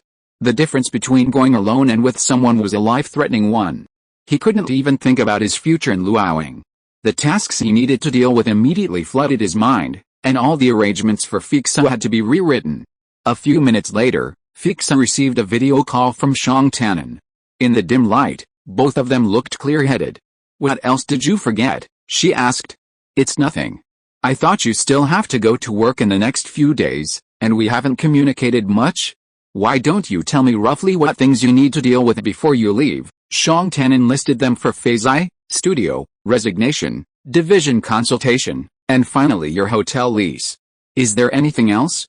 Let me know roughly so that I can make a comprehensive plan when I'm free these days." Feiyu tilted her head to review it, and shook her head. "That's about it. I can handle it. If I need to trouble you, I'll contact you, okay?" Xiong Tannen asked again. "Then how do you go to work in the 10th district? Is your car also under custody and can't be used? If I have time this afternoon, I can take you there." "No need, you go about your business. I'll take the public suspension bus there by myself. I'm familiar with the route. Can you take the public suspension bus?" Xiong Tannen blurted out, glanced at Feiyu, and thought of what she said just now that she was familiar with the route. So he swallowed back the ticket matters about the inter-district bus that were on the tip of his tongue. Okay, his schedule was really tight, and Grandma Li's matter couldn't be delayed even a moment, so he just focused on the important questions. Did the resignation go smoothly?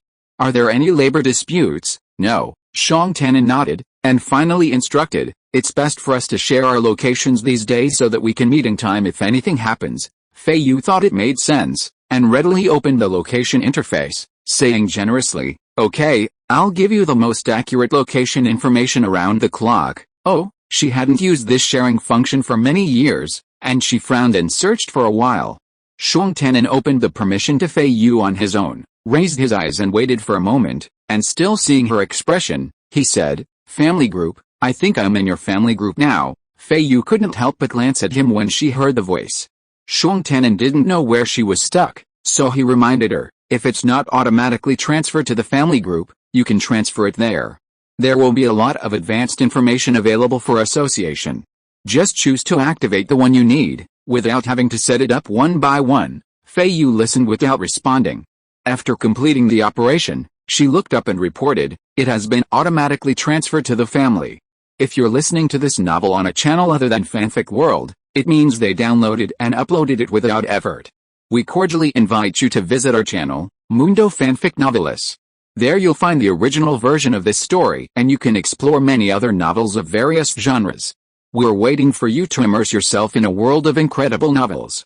Chapter 136 Dad's Good Advice. On Feiyu's last day of work, she expertly sorted parts along the assembly line. During her final afternoon coffee break, she received a message from Xiong Tannen. "I'll be waiting outside your office to pick you up after get off work. An hour and a half left. Anything urgent?" "No, Grandma Li's affairs are almost settled. We'll talk when we meet." Feiyu looked up. Across from her, the girl from the Zuli district was still telling a collection of unfunny jokes to her talkative male colleague, while the other colleagues chatted over their synthetic drinks. Feiyu took a sip of her drink. When Aunt Wang spoke, she uttered a few brief ums and ahs, still the same as always, awkward and sullen. She hadn't told any of her colleagues about her departure. But that was the way it was here. Everyone got to know each other through work, but in reality, they were like strangers, with no confidence. If someone quit and was replaced by a new face, they'd just say "oh" out of habit, and the new person had arrived. Feiyu finished her last shift professionally, tore off her work clothes in a few seconds, and walked out of the company gate without any regrets. Xiong Tannen was at the gate, and he glanced inside and saw a deep warehouse full of abandoned robots. Feiyu walked towards him quickly, and not far behind her were a few men and women with dejected faces, all dressed very ordinary. She was still wearing the same gray outfit as a few days ago, with her hair tied up in a bun. "It's time to get off work. Are you tired?" Xiong Tannen went to meet her. "Not bad," Feiyu said, and colleagues passed by one, looking at Xiong Tannen twice. She twitched the corners of her lips slightly as a greeting. The girl from Zuli district couldn't help but be curious. After looking at Xiong Tannen, she glanced at his car parked nearby and simply stopped to say hello. "Is your friend here to pick you up?" "Yeah," Fei Zi's answer was as brief as it could be, and Xiang Tian'an smiled at the girl. The girl couldn't help but smile, her eyes moving between the two of them. After a moment, she tactfully raised her hand and waved twice, and said politely and sweetly, "Goodbye." Xiang Tian'an and the others walked further away and asked, "Is everything ready here? Do you want to go back to your place to pack up?" "There's nothing much to pack, but I need to go back." "Do you have time? Let's walk over there. Parking is inconvenient over there." "If I have time, I've talked to Grandma Li. I'll be back a little late today." "How's Grandma Li's matter going?" "We found a family in the building next door. There's also an old lady. Her husband passed away last month. She was going to move to a single apartment soon, but she was reluctant to move. I approached her and she agreed right away. Grandma Li didn't want to go to other people's homes, but she was willing to get in touch with this old lady. Yesterday, I accompanied Grandma Li to check out the environment. We all had lunch together at noon today. They had a good chat and made a deal. Tomorrow, I will accompany them to the community to sign a new neighborhood mutual aid agreement, and then help the old lady tidy up her house so that Grandma Li can move in." "That's great. Grandma Li's problem has been solved smoothly." Xiang Tian'an shook his head, not looking very happy. "That old lady is also quite old. In 2 years, she will exceed the age for applying for residence. I am worried about what Grandma Li will do in 2 years. Grandma Li, on the other hand, is open-minded. She said that she would go to a welfare institution with that old lady in 2 years. Feiyu thought about it, but there was nothing she could do. She glanced at Xiang Tian'an and saw that he was frowning, so she kindly said, "If it was your own grandmother, you would be even more worried." Xiang Tian'an looked at her, sighed for a while, and turned to look around. It was time to get off work, and people were gathering towards the dormitory from all directions. The small streets and alleys downstairs seemed bustling. Feiyu walked slowly, and her eyes swept over the people in front of her one by one. It was not until she entered the building that she remembered to warn Xiang Tian'an, "I live on the 3rd floor, and there are a lot of people inside." Xiang Tian'an followed her upstairs and frowned when he reached the door of the big room. The small compartments inside were packed together, with no end in sight. The aisles were very narrow, and it would seem crowded if a few more people walked around. He followed Fei Zi around and came to the door of a single room. He recognized it at a glance as the door frame he had seen on the projection screen when he video called her that day. The neighbors were originally very indifferent, and usually just glanced at each other when they met. This time, probably because they saw Fei Zi bringing a man back, they glanced at the two of them several times. Xiang Tian'an saw that those people were dressed very casually, and there was even a big and strong man with an open collar, unkempt hair and face, and a green stubble. He twisted his neck and looked at him openly.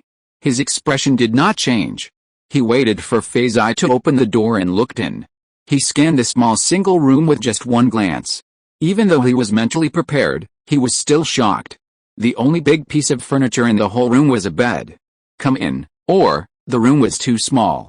Fei Zi was about to let Xiang Tian'an make his own choice, but Xiang Tian'an immediately stepped in, closed the door, lowered his head and stared at Fei Zi, and said in a low voice, "Why do you live in a place like this?" "Convenience." Fei Zi saw Xiang Tian'an's disapproval and added, "As long as you talk less and learn to integrate into the rules, everything will be fine." Xiang Tian'an was surprised and looked at Fei Zi several times. This was what his father taught him. Of course, the original words were slightly different. His father said, "Zi, if you don't want to talk much, then it's also good to talk less and watch more. If you understand the rules, you can go anywhere." In the future, the two of them will go to Luoyang to open up Wasteland together. Fei Zi confided his father's good advice to Xiang Tian'an, "Learn to integrate, and you can go anywhere." Xiang Tian'an half closed his smile and hummed. The two stood in the small space at the entrance, and the room suddenly felt so cramped that they couldn't move around. Fei Zi pointed to the edge of the bed. "You sit over there, I need to clean up." "I'll help you," Xiang Tian'an said hurriedly. "No, I can do it myself." "Go sit down, this place is very small," Fei Zi said apologetically. "You have to wait a moment, time is tight this morning, I haven't had time to clean up yet, it will be done soon." No mistake, one sentence, one post, one content, one book, one forum, 1619, one book, one look. Xiang Tian'an couldn't help, so he sat down on the edge of the bed as he said and didn't move, just watching Fei Zi open the cabinet door and take out a few pieces of clothing, all black or gray, almost no bright colors. He opened his mouth, then closed it, politely averted his eyes and looked elsewhere. "Make way again," Feiyu walked over and said. Shuang Tanan hurriedly stood up again and moved to the end of the bed, watching her reach under the pillow and take out a topaz comb.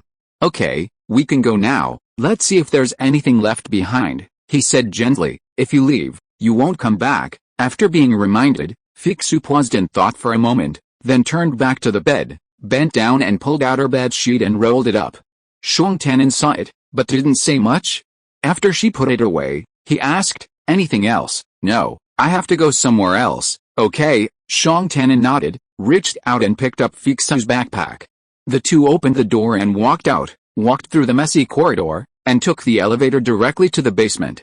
A noisy voice mixed with a warm smell hit them directly. Chapter 137 Return to the basement. "Be careful not to bump into anyone," Feiyu warned in a low voice. The first floor of the basement was filled with small stalls selling extremely cheap goods. Feiyu completely ignored the vendors' calls for help and searched the crowd with wide eyes.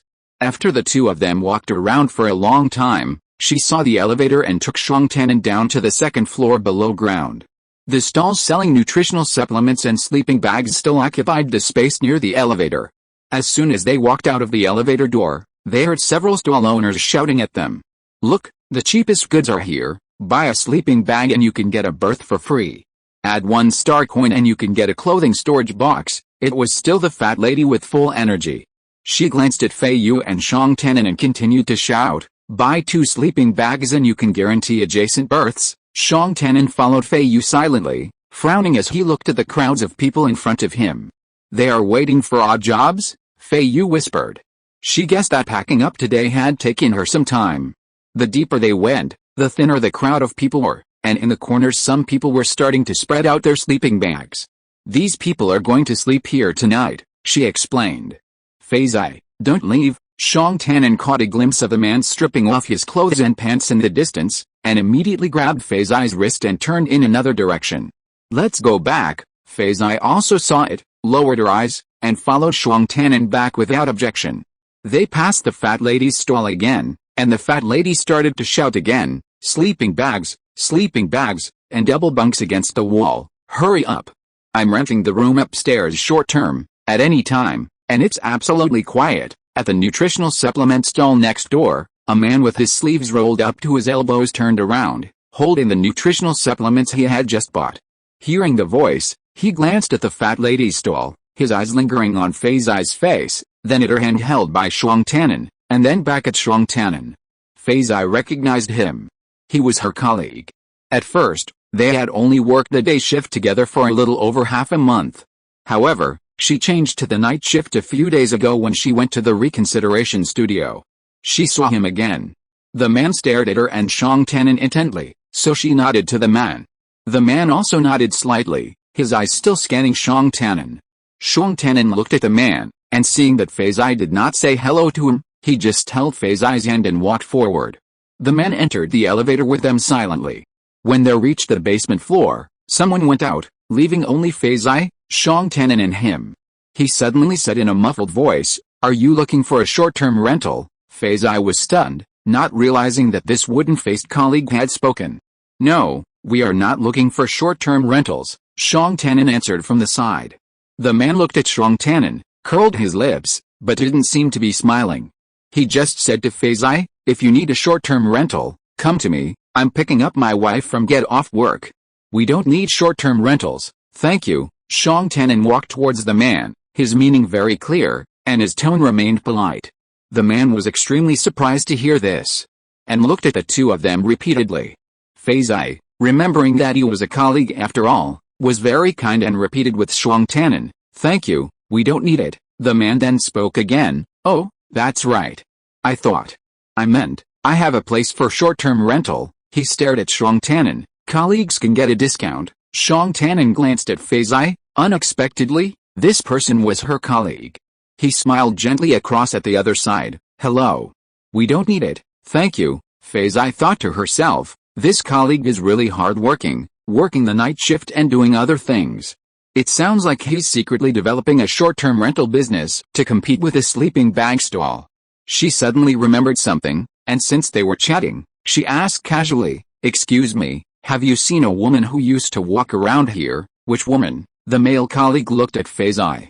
Feiyu stopped talking, not knowing how to describe it for a moment.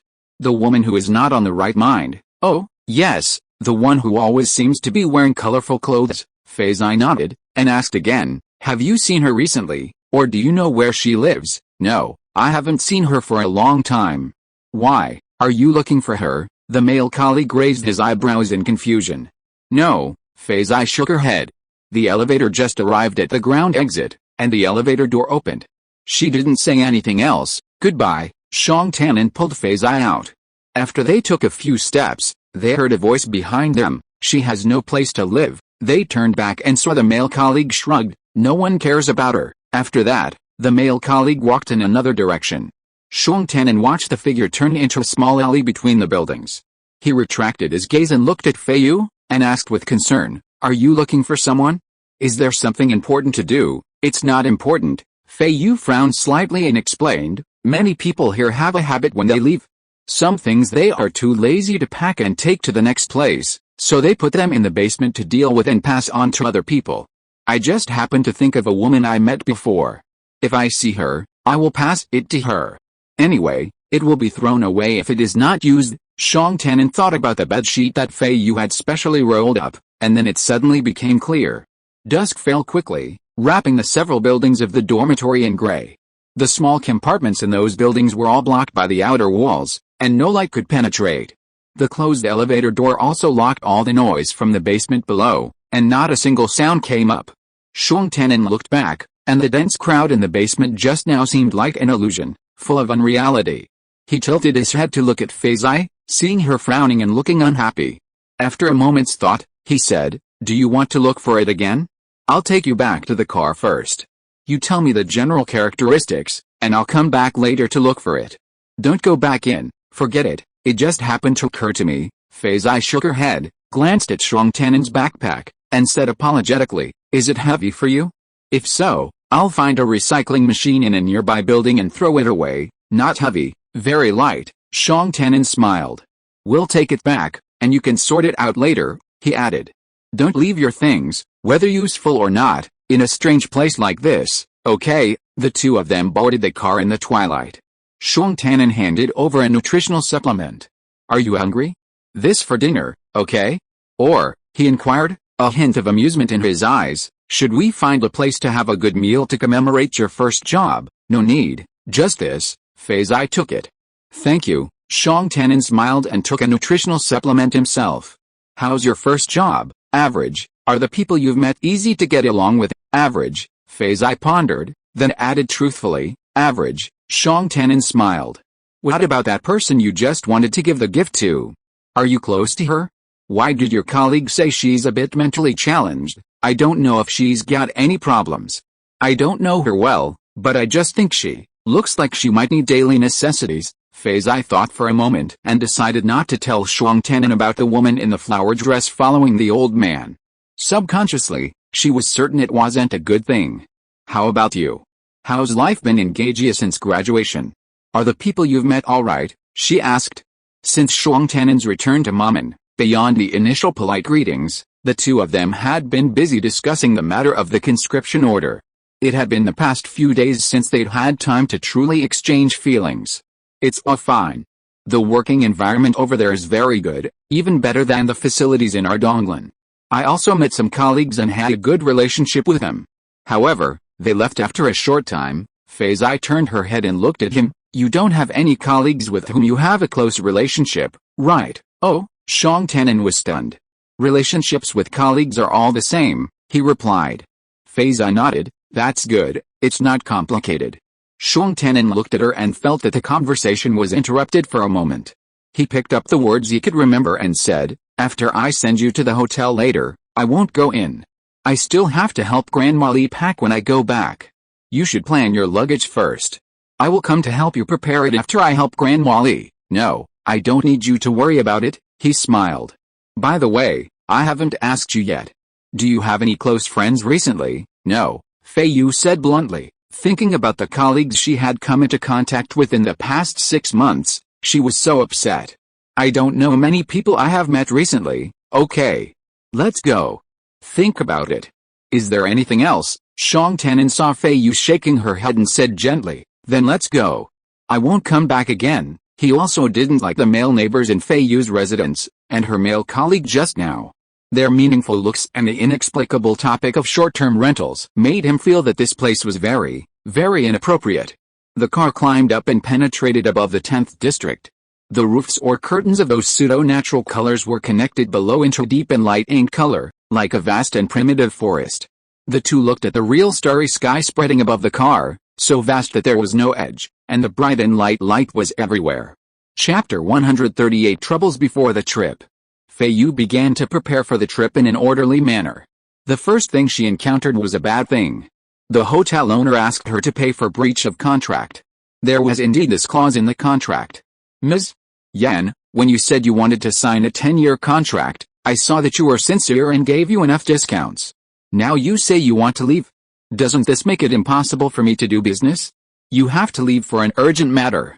Okay, I understand, but the deposit is non-refundable.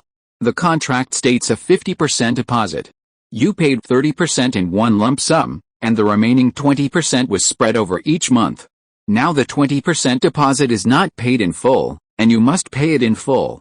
In addition, the breach of contract clause also states that whoever fails to perform the contract shall compensate for 10% of the loss. If there is no 1-month advance notice, an additional 10% loss will be charged. I will calculate a figure for you. You pay the price and our lease will be over. Shang Tanan has been helping Grandma Li renovate her new residence these days, but he will video chat with Feiyu every evening to update each other on the progress. Feiyu was sullenly revising her own financial statements. Since Lawyer Qin left, she had also cut out professional services like her accountant and family doctor, and had been groping for many things herself.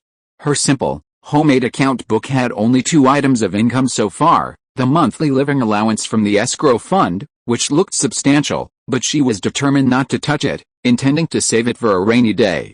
Therefore, her only real income came from sorting on the assembly line. But her expenses were numerous. After deducting some minor household expenses, the 3-year deposit for the hotel account accounted for the lion's share. Now, according to the hotelier's calculations, she would have to pay nearly 4 more years of rent after checking out, even though she had only lived there for a little over 6 months. Ever since Feiyu started keeping her own accounts, her affinity for numbers seemed even stronger than before. She stared at the pending outgoing account with a pang of pain. After all the calculations, she couldn't accuse the hotelier of being unscrupulous. They had indeed followed the contract, she had signed it, agreeing to the 5-year deposit and payment method, and the penalty clause was standard in the industry. But she was really distressed. After paying this amount, the living expenses and salary she had saved for several months were not enough to cover it. She would have to use the property left by her mother, which was the startup capital for her future business. Have you informed the hotel about the checkout time? Shang Tanan asked Feiyu according to the pre-trip processing schedule agreed upon by him and Feiyu. Yes, Shang Tanan felt that she was not happy. What's wrong?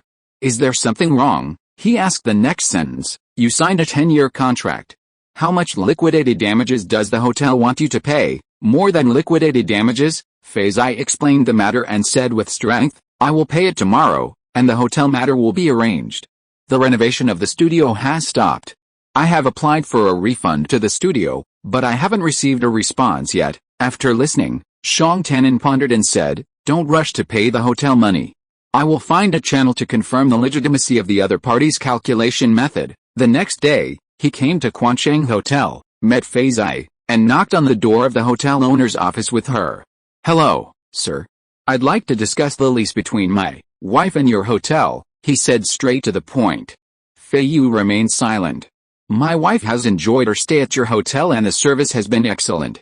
This sudden termination of the lease was not our intention, but rather a summons from the alliance. Shang Tanan gently handed a document to the hotel owner. I've consulted with City Hall and the Mamang Hotel Association. In this case, my wife isn't in breach of contract. She only needs to pay the rent for the actual lease period and won't be liable for liquidated damages. As for the deposit, you'll need to refund her already paid. The hotel owner stared at the document Shang Tanan handed him. The letterhead of the Alliance Planetary Administration, etched in a dark blue, commanded all parties involved to provide every possible convenience to those holding the document. Finally, a small line of text stated, "Those who truly cannot provide convenience are welcome to contact the local administrative planet's Special Affairs Coordination Office for cordial consultation and exchange of views." The hotel owner's eyes couldn't help but stare at the Special Affairs Coordination Office, and the document automatically turned a page.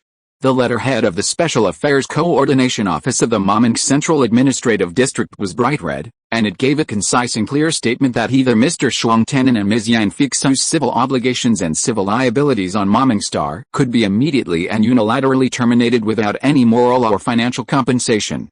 Shuang Tenon glanced at the stiff-faced innkeeper, his tone still gentle. "Of course, the interruption of my wife's lease has indeed caused you inconvenience, and we are very sorry," he said slowly. "I've asked, and you can apply for compensation at the City Hall. I have prepared a signed explanatory document in advance. Attached to the materials I just gave you and my wife's lease contract, you can apply for reasonable compensation. In addition, in this case, the Maming Hotel Association can add points to your hotel's annual credit rating. I think this will make up for your losses." After listening, the innkeeper thought for a moment, and a grin spread across his face. "Oh, Mr. Shuang, Mrs. Shuang, why didn't you tell me earlier? The matter was perfectly resolved." The two returned to their room, and Feiyu said, "Thank you, that's how it should be." Shuang Tenon smiled and shook his head. After Grandma Li's relocation arrangements were finalized, Shuang Tenon remained in Zuli district for the final days, while Feiyu stayed at a hotel in Zhuji district. However, Shuang Tenon would visit daily. He had already reported his and Feiyu's names to the Luoyang recruitment office of the planetary administration.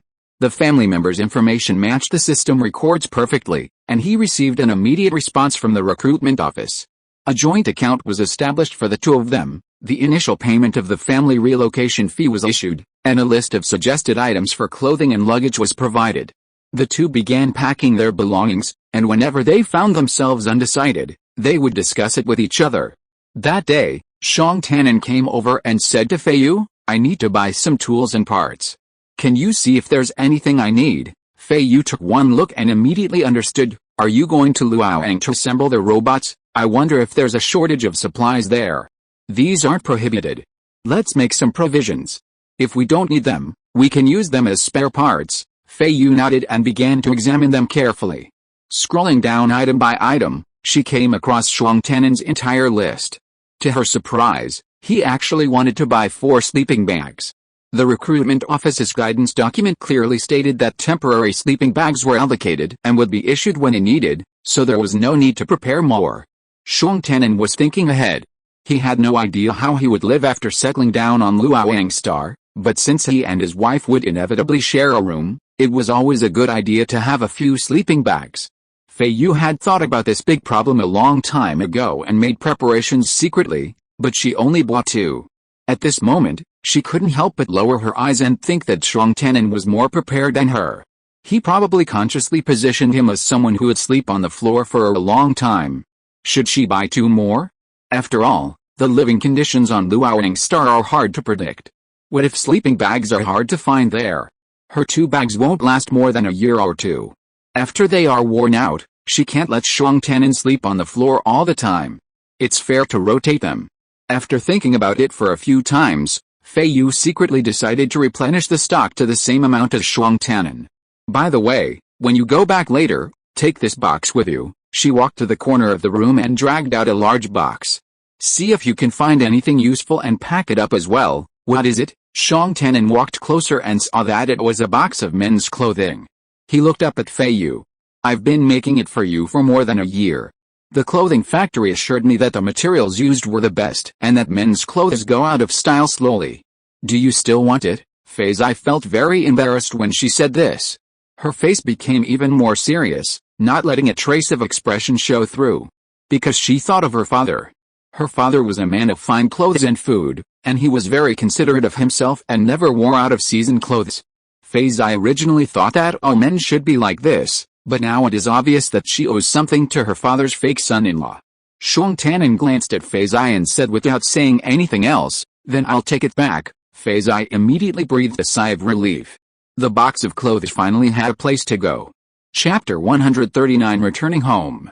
Shuang Tanan took the suitcase and left, but soon returned. Feiyu had just received an email from the Unconventional Affairs Management Office of the 10th District of the Global Security Patrol. Before she had time to sit down and read it carefully, the access control screen rang a reminder.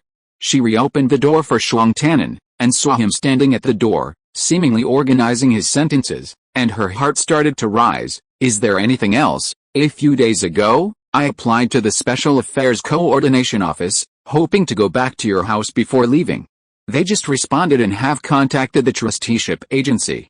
They will handle the matter as a special matter and allow us to go in, but we can only stay for a maximum of 12 hours and cannot take anything away.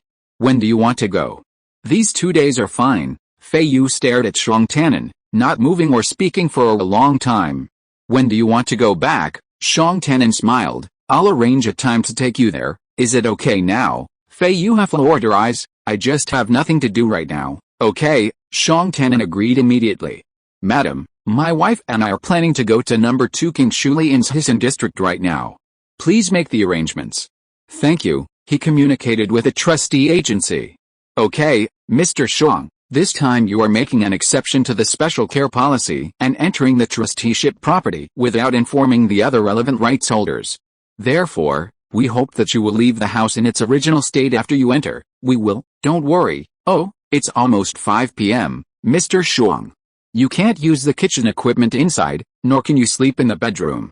Are you sure you want to go at this time?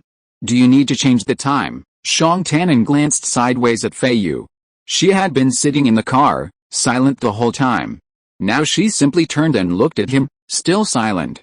He said, let's go now. Madam, we are aware of all the precautions. Please rest assured. He made arrangements with the trustee agency, glanced at Feiyu, and said softly, we'll be there in a while. Yes, Feiyu nodded. The densely packed high-rise buildings of the lower 6th district gradually fell behind the car, and in front of them, hills and lakes spread out peacefully, like an endless landscape painting, freely painted by the orange light of Ta-taking. She broke the silence along the way. Thank you, you're welcome, Shuang Tanan said with a smile. The trusteeship agency sounds very responsible in taking care of you.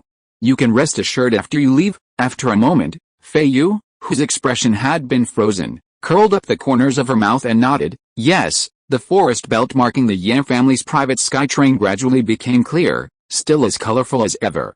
At the end of the forest belt, the protective shield of the green gentle grass slope slowly opened, revealing a manor. The milky white main building, as exquisite and elegant as a crystal palace, stood quietly in the afterglow of the setting sun. Only the robot butler greeted them at the gate. Its face remained unchanged, still the polite gentleman, but its system had clearly been formatted. It bowed 30 degrees to the two according to common etiquette and said stiffly, "Welcome, Mr. Shang and Ms. Yan." Feiyu stood there for 2 seconds before taking a step forward, her voice calm. "We don't need an escort, of course." The robot butler said respectfully, "Please feel free to explore, but please note the time limit." Feiyu lowered her eyelids and walked forward. Shuang Tanan accompanied her silently into the ground floor hall. He paused and said gently, "I'll wait here. Call me if you need anything, then you sit down." Feiyu's lips curled up, and her brows softened.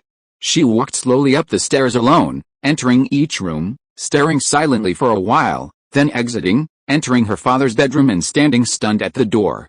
Ta-taking shone through the window lattice into the room, which was silent and still. Shuang Tanan waited downstairs for over an hour, the sky outside gradually darkening. There was no movement in the entire building. He looked toward the stairs, then sat for a moment before he couldn't help but click on the video call. After a while, Feiyu finally picked up the phone. Shuang Tanan was stunned for a moment, then took a closer look. There seemed to be something strange about her eye sockets and nose. Her bun was a little loose, with fine strands of hair clinging to her cheeks. She was sitting on the floor, leaning against a foot of a bed. The mattress was slightly wrinkled, and the light gray satin seemed to have a darker color. Shuang Tanan changed the subject temporarily. "Nothing, I just wanted to ask if you're hungry." Fei's eye seemed to react after a moment, and her expression showed a bit of flustered hospitality. Without thinking, she said, "Are you hungry?" After saying a few words, she remembered that there was no food at home and she couldn't cook. She stopped talking and just stared at Shuang Tanan. She sniffed involuntarily and said reluctantly, I'll be down right away." As she spoke, she supported herself on the bed and stood up. "I'm not hungry. I'm afraid you'll be hungry. I remembered that there are nutritional supplements in the car. Do you want me to get them now?" "No, you can eat them if you're hungry. I still have one floor I haven't checked." "It's okay. Take your time to look. I'll be downstairs."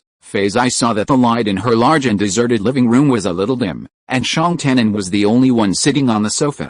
She paused and invited, "Come up if you're okay and walk around." Shang Tenon thought for a moment. Okay. When he saw Feiyu waiting at the stairs on the third floor, his eyes quickly scanned her face twice. She smiled very friendly, so he said nothing, only asking, "How is the house?" "Not bad." Feiyu's tone returned to normal, and she showed Shang Tenon around gracefully. "You haven't seen the room upstairs yet. I'll live on this floor." Shang Tenon followed her into the bedroom and looked sideways. To his surprise, her room was not as magnificent as the princess room models he had seen on the Star Network. There were not many decorations, making the whole room look very spacious, quiet and elegant. His eyes politely passed over the large bed in the middle and could not help but be attracted by a rocking chair in front of the window. The chair was very large, with armrests and backrests made of thick logs, and the corners were rounded. The pure wood color did not hide the natural irregular tree knots. A piece of animal skin was casually spread on the chair, and the black and white mottled lawn gave people a warm feeling. Outside the window, Tadakwing had fallen into the valley of the distant mountains. The orange glow of the sunset danced on the creek under the bridge in her backyard, which was a beautiful sight. This chair and this window seemed to have taken all the vicissitudes and wildness of nature into the house, lying delicately and docilely for someone to rest and lazily watch the beauty of the sun, moon, morning and evening. "Please sit down." Feiyu pointed at the rocking chair and said, with an apologetic tone of the host, "There's only this chair in my room. Please sit down." Shang Tenon looked at the quiet rocking chair, his eyes turned to her face, and when he thought of the crowded and shabby single room in District 10, he sighed in his heart. He smiled and nodded, "I'll do it myself," but he just walked around the door politely. Feiyu slowly looked around the bedroom and walked to the bed carpet. Chapter 140 Treehouse Under the Starry Sky. Shang Tenon was casually admiring a jade carving that looked like a snow crystal flower tree by the door. Out of the corner of her eye, she noticed that an exquisite dressing room had been silently pushed out from the wall beside her bed. The bright light surrounded her. She sat down silently, and after a while, she pointed her finger at a small wooden grid under the mirror, took out a yellow comb from it, and stared at it silently with her head down. Tadakwing completely sank into the distant mountains. The gray twilight sky and the mountain outline merged into one. The soft white light in the room was unconsciously lit up, making the walls of the dressing room, which looked like transparent glass, even more radiant. Feiyu put the comb on the table and took something out of her handbag. It was another comb. The two combs looked very similar in appearance. She pinched it gently and looked at it. After a moment, she raised her eyes and looked at Shang Tenon by the door in the mirror. Shang Tenon also looked at her without saying a word. "I bought it from the basement of the dormitory in the 10th district," Feiyu said expressionlessly. "The person who sold it to me tried to lie to me at first, saying that the comb was made by a master. I know it's not true. My grandfather only made one comb himself. It was a birthday present for me when I was 6 years old." She lowered her eyes, put the low-quality topaz comb into the wooden grid, held the warmer comb on the table in her palm, and whispered after a while, "After the arbitration tribunal, I had 2 days to pack my personal belongings. They came to stay overnight. When they left, all my things were unpacked and shown to the trustee agency and them." She raised her eyes again, looked at Shang Tenon through the mirror, and clutched her comb tightly. Shang Tenon looked at her silently, then looked away, still admiring the snow crystal flower tree by the door. Feiyu sat silently for a long time, opened the wooden grid again, changed the comb back, stood up and turned around. Shang Tenon looked slightly surprised, his eyes fixed on her hand, but he did not express an opinion from beginning to end. "I want to stay for a full 12 hours. She walked out of the bedroom and said. Yet, Shang Tenon followed her out the door without any objection. The pale vermilion carved door immediately closed smoothly behind them. He looked back and then looked at her. The dreamy and soft footlights in the corridor were lit up, making it difficult for him to see her expression at the moment. "If you are sleepy, you can rest on the sofa downstairs," he suggested. Feiyu suddenly laughed. "I have a better place. Do you want to sit?" Shang Tenon looked at the swing frame vaguely under the twisted vine tree in the gloom and laughed softly. Don't be embarrassed, adults can sit. Do you want to sit? Feiyu asked again, thinking that she didn't know when she could get the house back after this trip, so she asked very sincerely, wanting Xiang Tanin to experience the swing frame in her garden. Xiang Tanin laughed again. You sit down. Feiyu didn't force it, and walked to the twisted vine tree, and skillfully pulled a soft vine branch wrapped around the trunk. Xiang Tanin only heard a click sound from the top, and looked up. After a while, he saw a soft rope ladder hanging from the treetops 5 or 6 meters high. My treehouse was not designed well back then, and you need to climb up. Feiyu shook the rope ladder to test its firmness, turned to Xiang Tanin and said, I'll go up first. Are you okay? It should be no problem. Feiyu climbed to the middle, lowered her head and looked at Xiang Tanin. In the night light, she could vaguely see him standing beside the rope ladder, with his hand stretched out to grab it vaguely. No wonder she didn't feel shaky like before. She continued to climb, nimbly got onto the floor of the wooden house, reached out along the wooden wall, and turned on the light. Xiang Tanin blinked subconsciously. In the dark sky, a room of light was lit up, yellow, like a shining crystal house under the stars in the sky. A girl leaned over and lay in the hole where the light poured in. The hem of her light green skirt drooped, and she lowered her head, really afraid that her bun would fall loose. Come up, a clear call came from the night wind. Okay. Xiang Tanin was not slow, but Feiyu was worried for nothing. She retracted the rope ladder and closed the door. Seeing that Xiang Tanin was still kneeling and looking at the treehouse, she said, It's okay for you to stand up. It's okay for both of us to walk around inside. I have tested the safety factor. Xiang Tanin smiled, stood up straight, and tried to take 2 steps. The floor of the cabin was very smooth, and the walls were all made of rough old wooden strips. There was a rattan cabinet in one corner, which made it as stable as a rock when walking. Feiyu went straight to open the window, and there was a rustling sound outside. Xiang Tanin hurried over, only to see several clusters of dark green palm leaves on the window frame trembling and crowded together. Every year at this time, the leaves will be like this when they grow densely. Feiyu frowned. I don't let the gardening robots do routine pruning here. I call them when I think it's necessary. I haven't taken care of it for a long time, and there are so many leaves. As she spoke, she raised her hand and loosened the leaves and vines that were clinging to the windowsill. Xiang Tanin raised his arm and reached up easily, and with a little force, the heads of the vines loosened from the windowsill and hung down softly. The window was suddenly very refreshing, and the night breeze rushed in, blowing the cool breeze on the face. Looking into the distance, the night was deep and open, and the blue velvet starry sky spread out quietly, boundless. It's very simple here, and I'm sorry to bother you to stay here for several hours. Feiyu leaned against the window, her eyes apologetic. It doesn't matter, I think it's very good, Xiang Tanin said with a smile. I've never been in a treehouse. Feiyu's lips curled up involuntarily, and her eyes turned. She walked to the rattan cabinet and took out her collection in one go, saying in a cheerful tone, I have good things. Xiang Tanin couldn't help being curious, and looked over, only to see a bulging vermilion painted jar, a square flat painted box, and 2 blankets, one thick and one thin, covering the ground at her feet. Feiyu opened the lid of the box, and inside was a box of neatly stacked high-energy nutrients. Take it and eat it, it's still within the shelf life. She stared at Xiang Tanin and said attentively, You'll eat the ones in your cart tomorrow, eat the ones here first, and by the time I come back next time, they will definitely have expired. You put nutrients in the treehouse. Xiang Tanin laughed in surprise.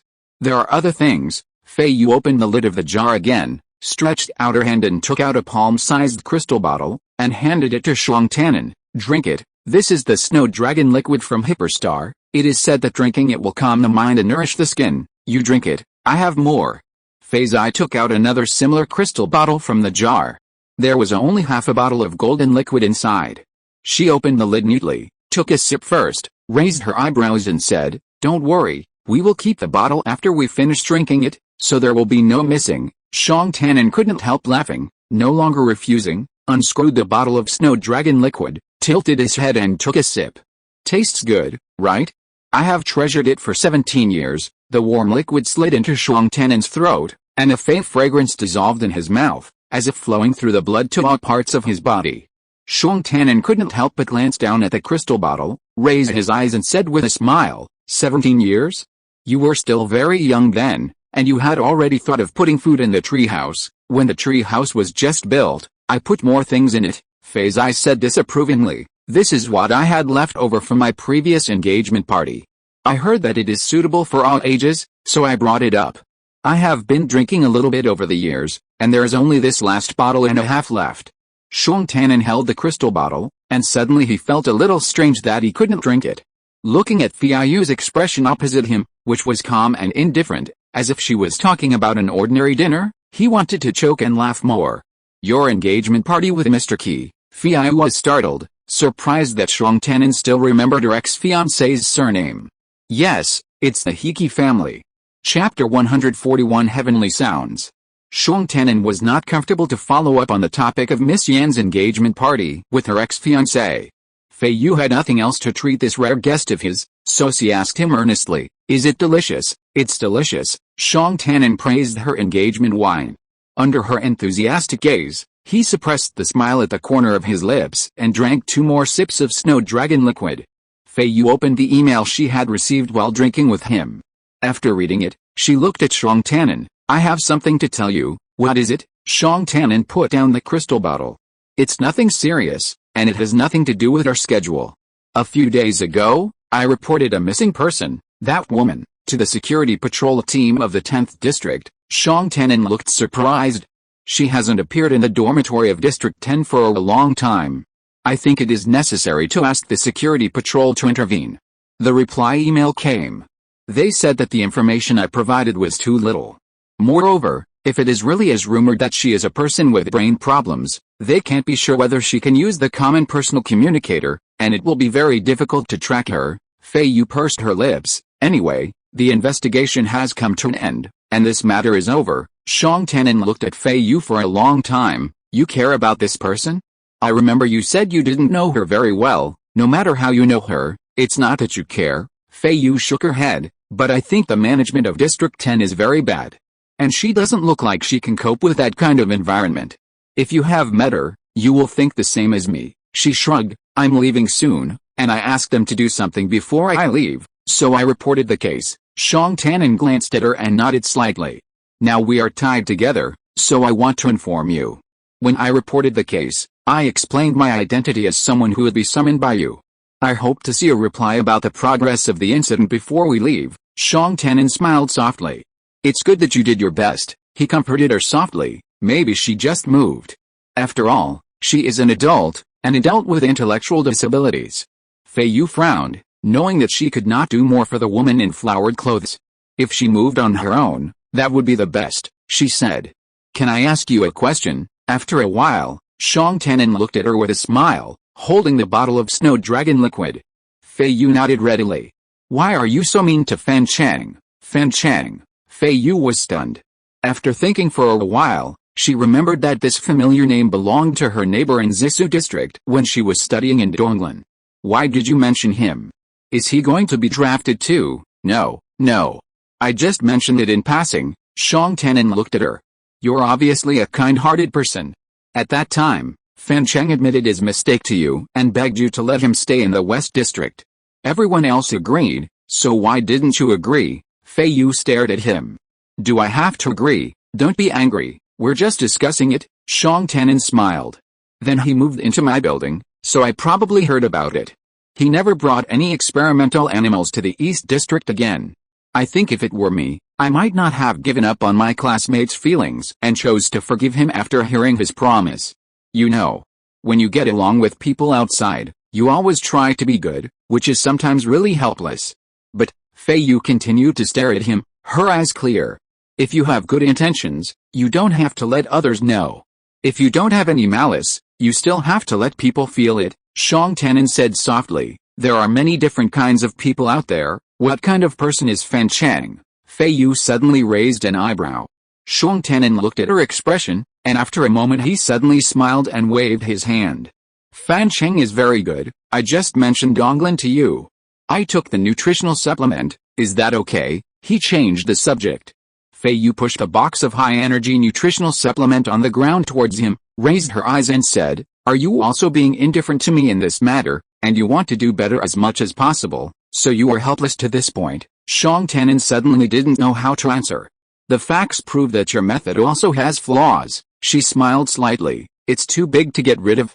Of course, I was very grateful. Shang Tenin opened his mouth, but couldn't say anything. I actually know what you're trying to say, Feiyu said seriously. You're worried that we might have different approaches to things in the future.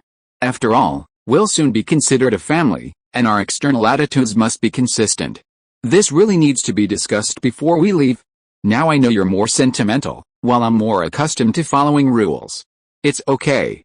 You make the decisions about future personnel matters, and I'll follow your lead, she said generously, thinking that Luo Wang was Shang Tenin's new base, not hers, so of course he would be the primary one.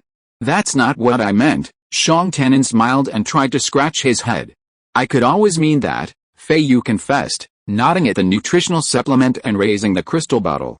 Eat, drink, that's all. She drank the snow dragon liquid and looked out the window. Today would probably be her last time in the ancestral home, in the treehouse.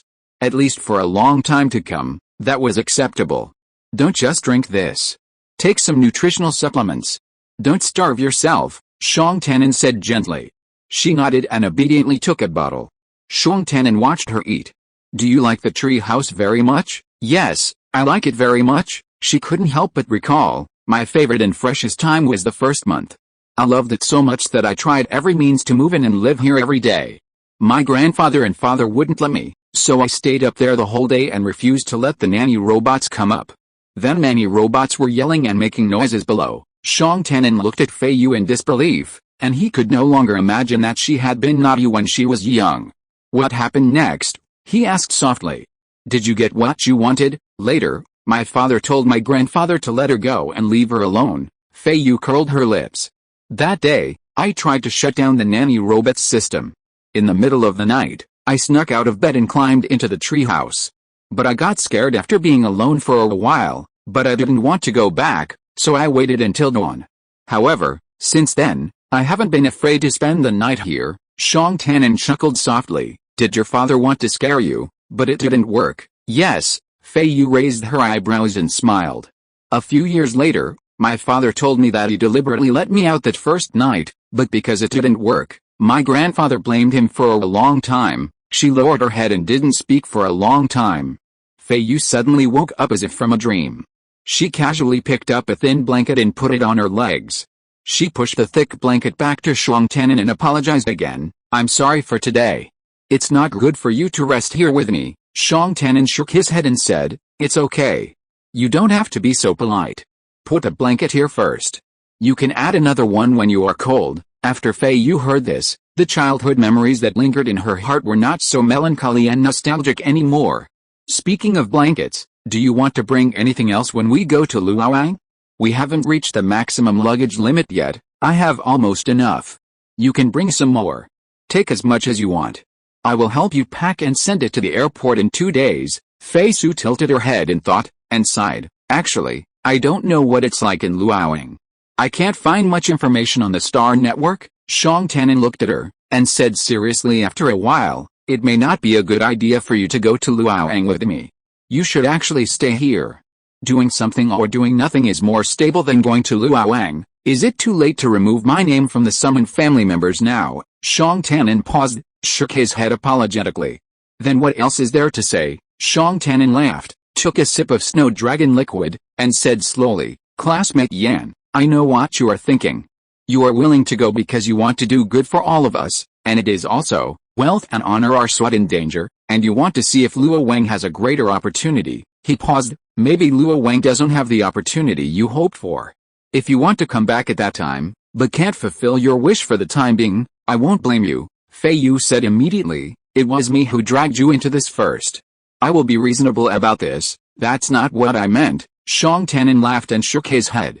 He stroked his forehead and pondered his words for a long time. I don't know what to say now. No one can predict the future situation. If the situation is not good, I will definitely feel very sorry for you. I don't know what I can do then. I just want to say that you be a little patient, and I will try my best to find a way. Feiyu glanced over and asked, are you afraid that I will feel at a disadvantage and quarrel with you? Not really. Shang Tenin was silent for a moment, and said sincerely, you followed me to leave your hometown, and I hope you will have a very good reward. Feiyu was silent for a moment, then said firmly, "Even if there's no reward, I won't argue with you. Don't worry, I'm reasonable." Shang Tanan chuckled softly, sipping the snow dragon liquid. The night was long, and when the two of them were silent, the treehouse seemed very quiet. Feiyu heard the subtle sounds of nature at night, which seemed to permeate the wooden window. Listening closely, they seemed elusive, more like the sound flowing in her heart. This sound was inherently connected to the treehouse, as if it came from the innocent thoughts of childhood. When you come to the high treehouse, you will hear the sounds of nature. Chapter 142, Dusk Light Gray Purple Skirt. After a long time, Shang Tanan asked again, "Why didn't you change the comb just now? I will come back to get it later." Feiyu's voice was not loud, her brows were furrowed, and the expression in her eyes could not be seen clearly. "It's your own things, they should be yours no matter what." Feiyu looked up in surprise. Shang Tanan's expression was very gentle. She remembered that he didn't say anything at the door at that time. Pretending to look elsewhere, she smiled, thought for a while, and explained, "I just happened to remember that I had a high-end imitation comb when I got to the room. It's not that I specifically thought of bringing a low-quality comb to exchange for the real one. I won't create these unnecessary troubles before we leave." Shang Tanan smiled and shook his head. "It's really hard to say when we go this time. If you like to take away the daily necessities you used frequently, including that comb, you might as well make a list, and I will try to find the Special Affairs Coordination Office and the Trusteeship Agency. These are just personal belongings that you didn't have time to move out. They should not be counted as family assets. I think after we explain, we will have a chance to take them out. No need, leave it here, I will come back to get it," Feiyu reiterated, as if making a vow. Shang Tanan glanced at Feiyu, reached out and took a nutrient supplement from the box on the ground. "Are you still hungry? Eat some more," he continued chatting. "What a coincidence, you can still buy such a similar imitation in the 10th district. Almost everything in the 10th district is an imitation. How dare you live there?" Shang Tanan shook his head. "Since you know that the 10th district is a bad place, why don't you consider your living and working environment more carefully?" "I don't plan to do that job for a long time. I just want to gain some work experience in between applying for a studio, so I think it's tolerable. That place is messy and not suitable for you," Shang Tanan said bluntly. "It's very chaotic." Feiyu nodded and asked curiously, "You've never been there?" "I've heard of it. When I first wanted to work, I wasn't old enough to register with the Freemen's Union. I heard that you could find any job in District 10, so I wanted to ask the neighbor's uncle to take me there. The uncle, maybe because I was young, was not very willing. He said they wouldn't hire me." "How old were you then?" 14, "They really wouldn't want you," Feiyu nodded experiencedly. "The people who work there are all very strong. You've seen my colleague. He works the night shift and looks for odd jobs there during the day. If you had stood there at that time, no one would have wanted you. You shouldn't go to that kind of place." Shang Tanan frowned. Feiyu hummed and asked, "What happened next?" "Huh? Your neighbor didn't want to take you, so what happened next?" Shang Tanan smiled in surprise. It seemed like she was listening to a long story. "Later, a neighbor was kind enough to introduce me to someone who could take orders from the Freemen's Union. Then that person embezzled your wages?" Shang Tanan laughed again. "No, the first one agreed to pay me less. I was just like you at the time, mainly looking for the experience to get started, so I agreed. Later, I went to find the boss myself, and that's when I met someone who didn't keep his word. That kind of person just takes advantage of your young age." Feiyu hated evil as much as he hated evil. Shang Tanan sipped the snow dragon liquid, smiling, not caring. "Why didn't you tell me that you had no place to live after graduation? Grandma Li is living well, I can't affect you. Actually, I can add your name to the house that Grandma Li and I own. It doesn't require an increase in living space. It's completely feasible, and it won't affect the mutual assistance agreement between Grandma Li and me. My room was empty anyway, you can stay there if you want. If you don't want to, just keep your name on it and stay in a hotel. That way you can quickly apply for a studio space without so much trouble. You should have told me at the time." Feiyu thought about it carefully, and it was really like that. She couldn't help but feel depressed. At that time, she almost worried herself to death for having a fixed address in the lower 6th district, but it turned out that Shang Tanan came up with a labor-saving method in one thought. Then she thought again, even if there was such a clever method, she might not be willing to trouble Shang Tanan.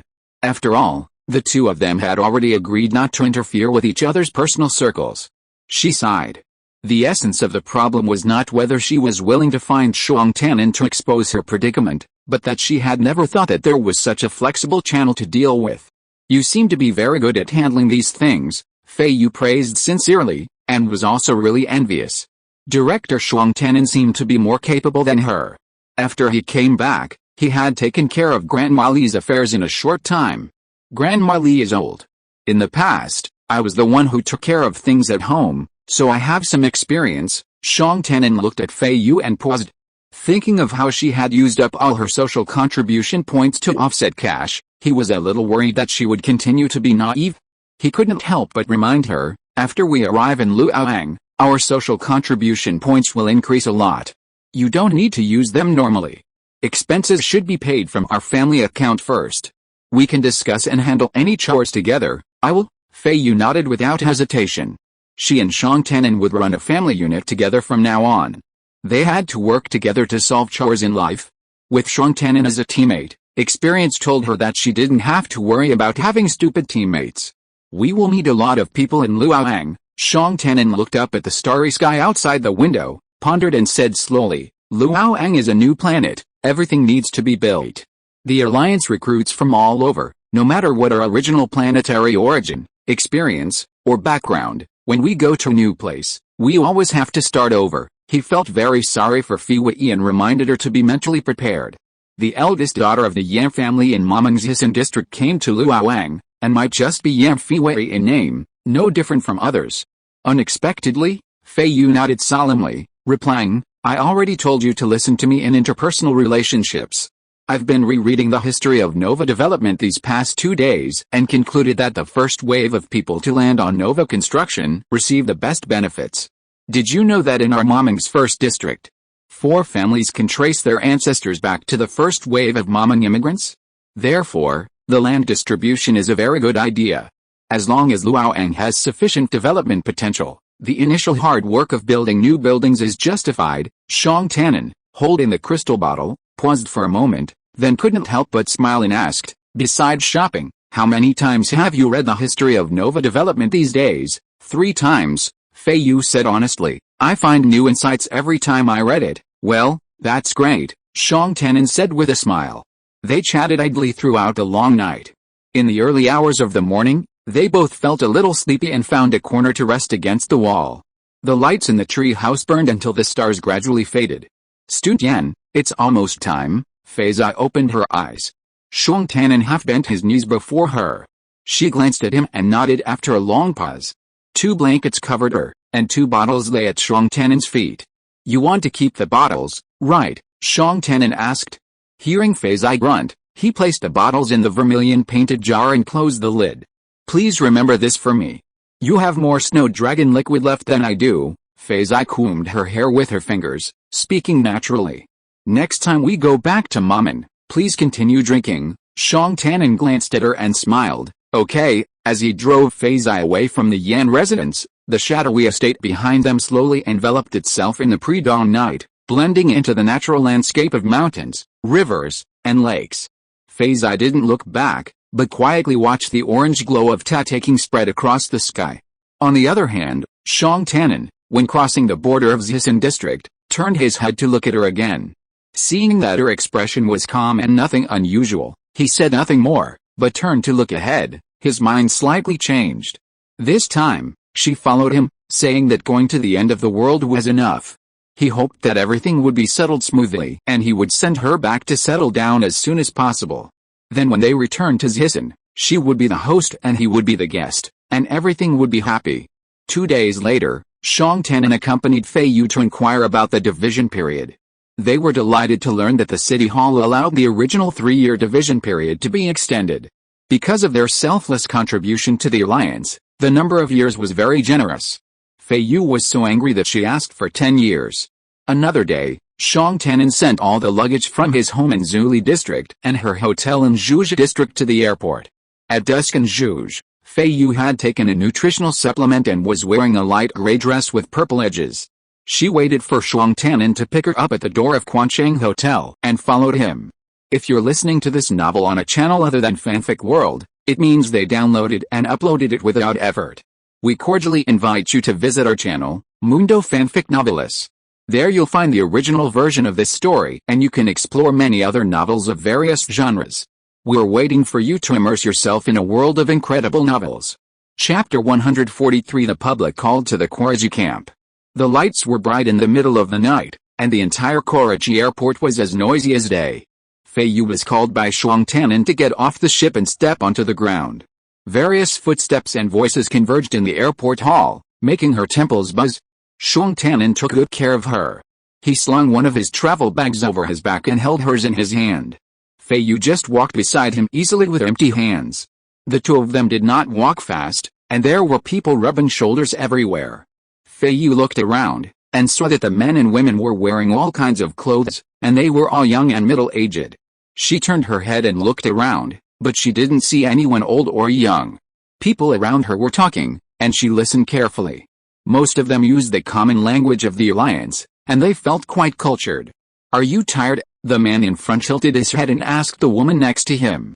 The expression on her face happened to be seen by Feiyu, and it was really gentle and concerned. The woman shook her head. "I'm not tired. I've been on the ship for so long that my bones are rusty. It's better to move around." She tugged at the man's sleeve. "There are so many people here." "Well, be careful of the crowd." The man changed his hand to carry the luggage, and considerately put his arm around the woman's shoulder, tilting his head and asking, "Are you cold? You just woke up." "No, how about you?" The woman looked up at the man. Feiyu and Shuang Tanin followed closely behind them and couldn't get around for a while. They listened and watched them talking intimately. She thought to herself that so many people seemed to be couples. The sound of uniform footsteps came from a side aisle. The man and woman in front stopped talking and looked over. Feiyu couldn't help but look. Those people were wearing uniforms, 4 in a row, all with strong figures and eyes straight ahead. The long queue continued to pour out of the aisle and walked in a straight line on the side of the hall without any twists. "Are they the planetary guard, stationed in Qi, for a rotation?" Someone nearby whispered in confusion. "Their uniforms don't reveal their unit. I'm sure they're not heading to Qi. Like us, they're probably heading to Luoyang." "Then I'm relieved. We have troops protecting us. The troops are essential for Luoyang." "Doesn't Luoyang also need a planetary guard? Those guys are so pitiful. We can bring our families with us, but they'll be all alone." "What's so good about bringing families with us?" "I don't even want one," someone said angrily. After a few more murmurs, everyone continued walking. Soon, more troops emerged from another disembarkation tunnel. Several groups passed by, each dressed in a different style. Large hovercrafts were parked neatly outside the airport. Men and women in colorful clothes were ushered to the left or to wait in line. Feiyu looked up as one hovercraft after another rose into the air and flew off into the distance. The night sky looked like a sea of fireworks, a spectacular sight. Shuang Tanin slightly turned half his body to block some of the cool wind blowing from the other side. "I'm not cold." Feiyu glanced at him. Shuang Tanin smiled and said, "Yeah." The couple who were walking in front of them got on the car and sat in front of them. Not long after the woman sat down, she rested her head on her husband's shoulder. The man slightly adjusted his sitting posture and lowered his shoulders a little to make it more comfortable for his wife. Not only that, he also reached out to smooth the woman's hair and whispered, "Go to sleep, sleep a little longer." Feiyu and Shuang Tanin sat upright. After a while, she felt that it was not good to stare at the back of the couple's heads, so she turned her head to look out a window. In the distance, a light gradually spread on the ground below, which was eye-catching in the dark night. "Qi camp," Shuang Tanin said softly.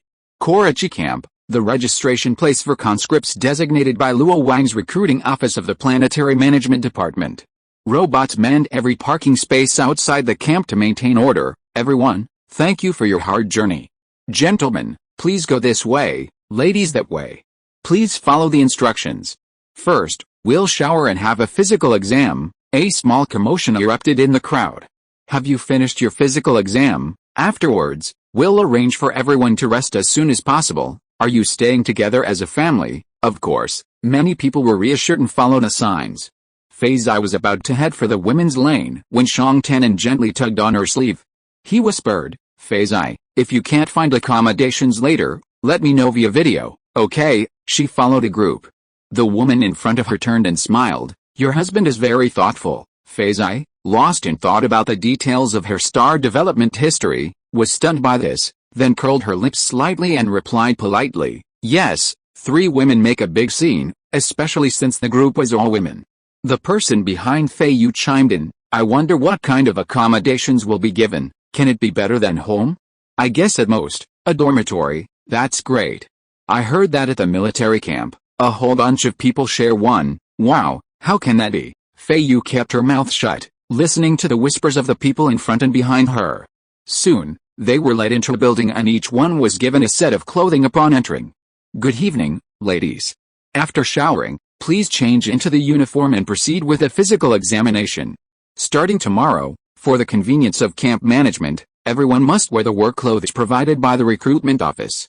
There's no dress code on rest days, so you can change into casual clothes. The women chattered as they waited. Work clothes? What kind of work do we have to do? Oh, these clothes are just so-so. Feiyu held a large bag of clothes, relatively calm. When she entered the shower room, she was immediately as disheveled as the other women. The shower room was enormous, with numerous makeshift partitions built into it. Along these walls stood rows of simple, circular plank cubicles, with no ceiling or floor. Entering from one side, one could see the faces and feet of those around them, allowing them to see as many people as they pleased. This primitive collective bathing experience left many people with a look of unease. Feiyu turned around, silently facing the wall, letting the shower drench her face. The night's procedures weren't particularly complicated. The physical exams went quickly. After full body scans in the examination room, they were whisked away to the next building without waiting for their reports. The good news was that families could indeed be allocated a small cubicle. Feiyu checked the room number transmitted on the communicator and walked from door to door in the hallway. Those who had returned early were probably waiting for someone else to arrive home, so many had their doors open. The women were relatively quiet, fumbling about in the room, while the men mostly leaned against the door frames, peering toward the elevator. A few of the more cheerful and enthusiastic ones had already started chatting with those next door. Feiyu couldn't bear to look at anyone else, so she kept walking forward with a blank expression. Halfway down the corridor, she felt she was going the wrong way, so she turned around and looked for someone at the other end. Feiyu, she heard a voice from the depths of the corridor. Chapter 144 Mr. and Mrs. Shang. Feiyu stopped and turned back. A man, dressed in the same dark camel-colored work clothes as the other men, moved from the doorway to the center of the hallway. It wasn't Shang Tian from the sound of his voice. She turned back and saw that some of the people on both sides were laughing. Is your wife back? The man next door glanced at Feiyu and said friendly, you almost couldn't find her. Feiyu smiled slightly. There are a lot of rooms? That's it, Shang Tian replied. Then we'll go to rest first. See you tomorrow. The two went into the room and closed the door. You finished pretty quickly. How long have you been back? Feiyu asked casually, her eyes scanning the small room. There was a bed against the wall in the room. It was much smaller than the big bed in Feiyu's house, but there were no other beds in the room, so it was probably for 2 people to sleep. Besides this bed, there were only 2 single sofas and a coffee table. There was a single washroom, but it would not be used tonight. There was also a luggage rack in the corner, where she and Shang Tian's travel bags were already placed. I just got back too. Shang Tian walked to the corner, took out his bag, and said as he opened it, we've been tired all day today. Let's rest early. You sleep on the bed, and I have a sleeping bag. By the way, have you received the news that our other checked baggage will not be shipped out? They will be kept together and delivered directly to the cargo hold when we go to Luoyang. Do you need to take anything out of it? If so, go to the logistics department to apply for it tomorrow. No, Feiyu replied, looking at Shang Tian's back as he squatted on the ground busying himself. I can also sleep in a sleeping bag. No, you sleep on the bed. Shang Tian laughed. Okay, then please sleep in the sleeping bag today, and we'll take turns later, Feiyu said simply, sitting on the edge of the bed, staring at Shang Tian spreading out the sleeping bag on a small area at the base of the wall. Shang Tian spread it out and turned to look at her. Then, let's all rest, okay? Can I turn off the lights? Feiyu looked at him with a bright look. After he nodded, Feiyu turned off the lights, climbed onto the bed and covered herself with a quilt, listening to the slight rustling sound at the base of the wall. After a while, The sound of the sleeping bag stopped. She kept her eyes open in the dark and waited for a long time, but did not hear any movement. She thought that Shuang Tian'an was sleeping motionless. She didn't know whether he was asleep or not, but it was difficult for her to fall asleep anyway. Feiyu lay flat on her back, frowning, thinking that she had underestimated the inconvenience of living in the same room. The next day, she woke up and was confused for a moment. The room was very quiet. She turned her head to look at the base of the wall, but there was no sleeping bag. She glanced at the luggage rack and saw that Shuang Tian'an's travel bag was bulging again. She didn't even know when he got up. Shuang Tian'an was standing in the corridor, talking with a few men across the street and next door. There were also 5 or 6 women gathered next to him chatting. He heard a click and turned to see Feiyu, a woman with a dull expression, standing at the doorway, her hair neatly combed. She smiled and said, "Good morning, Feiyu said subconsciously. Someone in the crowd of women giggled, as if they found them both quite amusing. Feiyu and Shuang Tian'an's gazes froze as they stared at each other. It wasn't usual for a married couple to greet each other so politely when they woke up early in the morning. "Why don't you sleep in a little longer?" Feiyu noticed that Shuang Tian'an's voice had softened, a bit like a man who could pinch water. It felt like he was imitating the tone of the husband who sat in the front seat of the car last night. She was silent for a moment and then said, "I thought you went to have breakfast first." "No, we agreed to go together later." Feiyu then looked towards the group of men and women in the corridor and smiled. "Hello, Mrs. Shuang, I heard from your husband that you are all from Mamen," a woman said with a smile. "Yes," Feiyu glanced at Shuang Tian'an. "I've been to your Mamen." Thanks to Shuang Tian'an's normal social skills, for the first time in her life, Feiyu started talking to many strangers on the second day after arriving in a new place. Everyone chatted and went to the restaurant together. Feiyu and Shuang Tian'an mixed in with the couples. Because their way of greeting in front of outsiders was not very thoughtful just now, they deliberately observed the appearance of other people's families. She saw that most of them were holding hands. Of course, there were also people walking side by side like her and Shuang Tian'an. The difference was not big. When they encountered the corner of the stairs, some husbands would put their arms around their wives' shoulders or waist. Feiyu walked steadily on her own, and Shuang Tian'an did not even try to put his arm around her. He only added, "Be careful of the stairs." Entering the noisy big restaurant, the wives who had just been there were giggling and looking for an empty seat. It seemed that they were looking for a long table that could accommodate their entire group. The husbands all went to line up for breakfast. Shuang Tian'an took 2 steps, not knowing why he turned back. Anyway, he turned back and saw Feiyu had fallen behind the group of wives, and had left a little distance between them. She was glancing delicately at a small empty table that passed by. "Go with them, I'll go get breakfast," he whispered. Listen to Shuang Tian'an in interpersonal communication, as they had agreed earlier. Feiyu nodded and walked forward, regretfully giving up the small table for 2 people. "Mrs. Shuang, come and sit here." The wives group was very enthusiastic. After finding the long table first, they waved to Feiyu from a distance. Feiyu smiled and silently called herself Mrs. Shuang, Mrs. Shuang. When she and Shuang Tian'an were on business in Mamen, they were also called Mrs. Shuang a few times, but not as frequently as this morning. She heard her frequently reminding herself not to be slow to react when people mentioned Mrs. Shuang. When Shuang Tian'an came back with the other husband, she reached out to take the nutritional supplement, staring at Shuang Tian'an's smiling face, and silently said in her heart, "My husband, my husband." That's what other wives say. Shuang Tian'an was stunned by her stare, and asked kindly, "Is it enough?" "Yes, thank you." The man sitting next to Shuang Tian'an looked up at Feiyu strangely, but fortunately the man was polite, so he smiled and asked his wife what flavor she wanted. Shuang Tian'an and Feiyu, one handing over and the other receiving, both with their hands on the nutritional supplement, looked at each other, and realized that the thank you was inappropriate.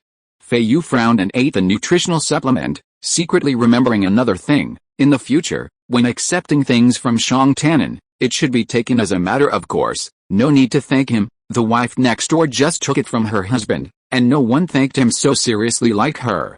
"I brought you some fish-flavored tea, is that okay?" Shuang Tian'an asked. Of course, Feiyu knew he was trying to make amends with his gentle words, and even though she wasn't particularly interested in fish-flavored tea, she simply forced a smile and nodded. For some reason, The woman sitting next to Feiyu also glanced at them and suppressed her smile. While they were eating, a notice suddenly rang out in the dining room. Everyone, please pay attention. Everyone, please pay attention. After finishing your meal, everyone will go to the indoor conference room of the #1 martial arts arena. Everyone will go to the indoor conference room of the #1 martial arts arena. #1 martial arts arena? Where is that? The restaurant was immediately buzzing with discussion. Feiyu saw Shuang Tianan also checking the camp map, but he was leisurely inhaling the fish-flavored nutrient supplement. The woman sitting next to her turned and asked, "Mrs. Shuang, do you know where the #1 martial arts field is?" "I don't know." Feiyu paused, rolled the name on the tip of her tongue, and said calmly, "My husband will check." Shuang Tianan raised his eyebrows and looked over, then lowered his eyes in a moment and continued to check. Feiyu knew that he must be uncomfortable with it, but he managed to control his expression well. "That's right," the woman sitting next to her laughed. "Why should I check? Let them check, and we can just follow." "Smart," her husband teased Shuang Tianan. "We are destined to have a hard life," Shuang Tianan responded with a chuckle. Feiyu suddenly felt that from early on until now, she and Shuang Tianan had revealed a few awkward aspects of their relationship, and she was a little worried about how to improve it so that outsiders would not look at her strangely. Now, referring to her and Shuang Tianan's ability to learn from their mistakes, it is estimated that it will not take long for them to get along more naturally. Chapter 145 The legend begins. In the conference hall inside the #1 martial arts arena, 8 arch doors swung open, colorful flags draped the walls, and a stream of people streamed in, men and women sitting side by side. Feiyu sat down, her eyes scanning the room.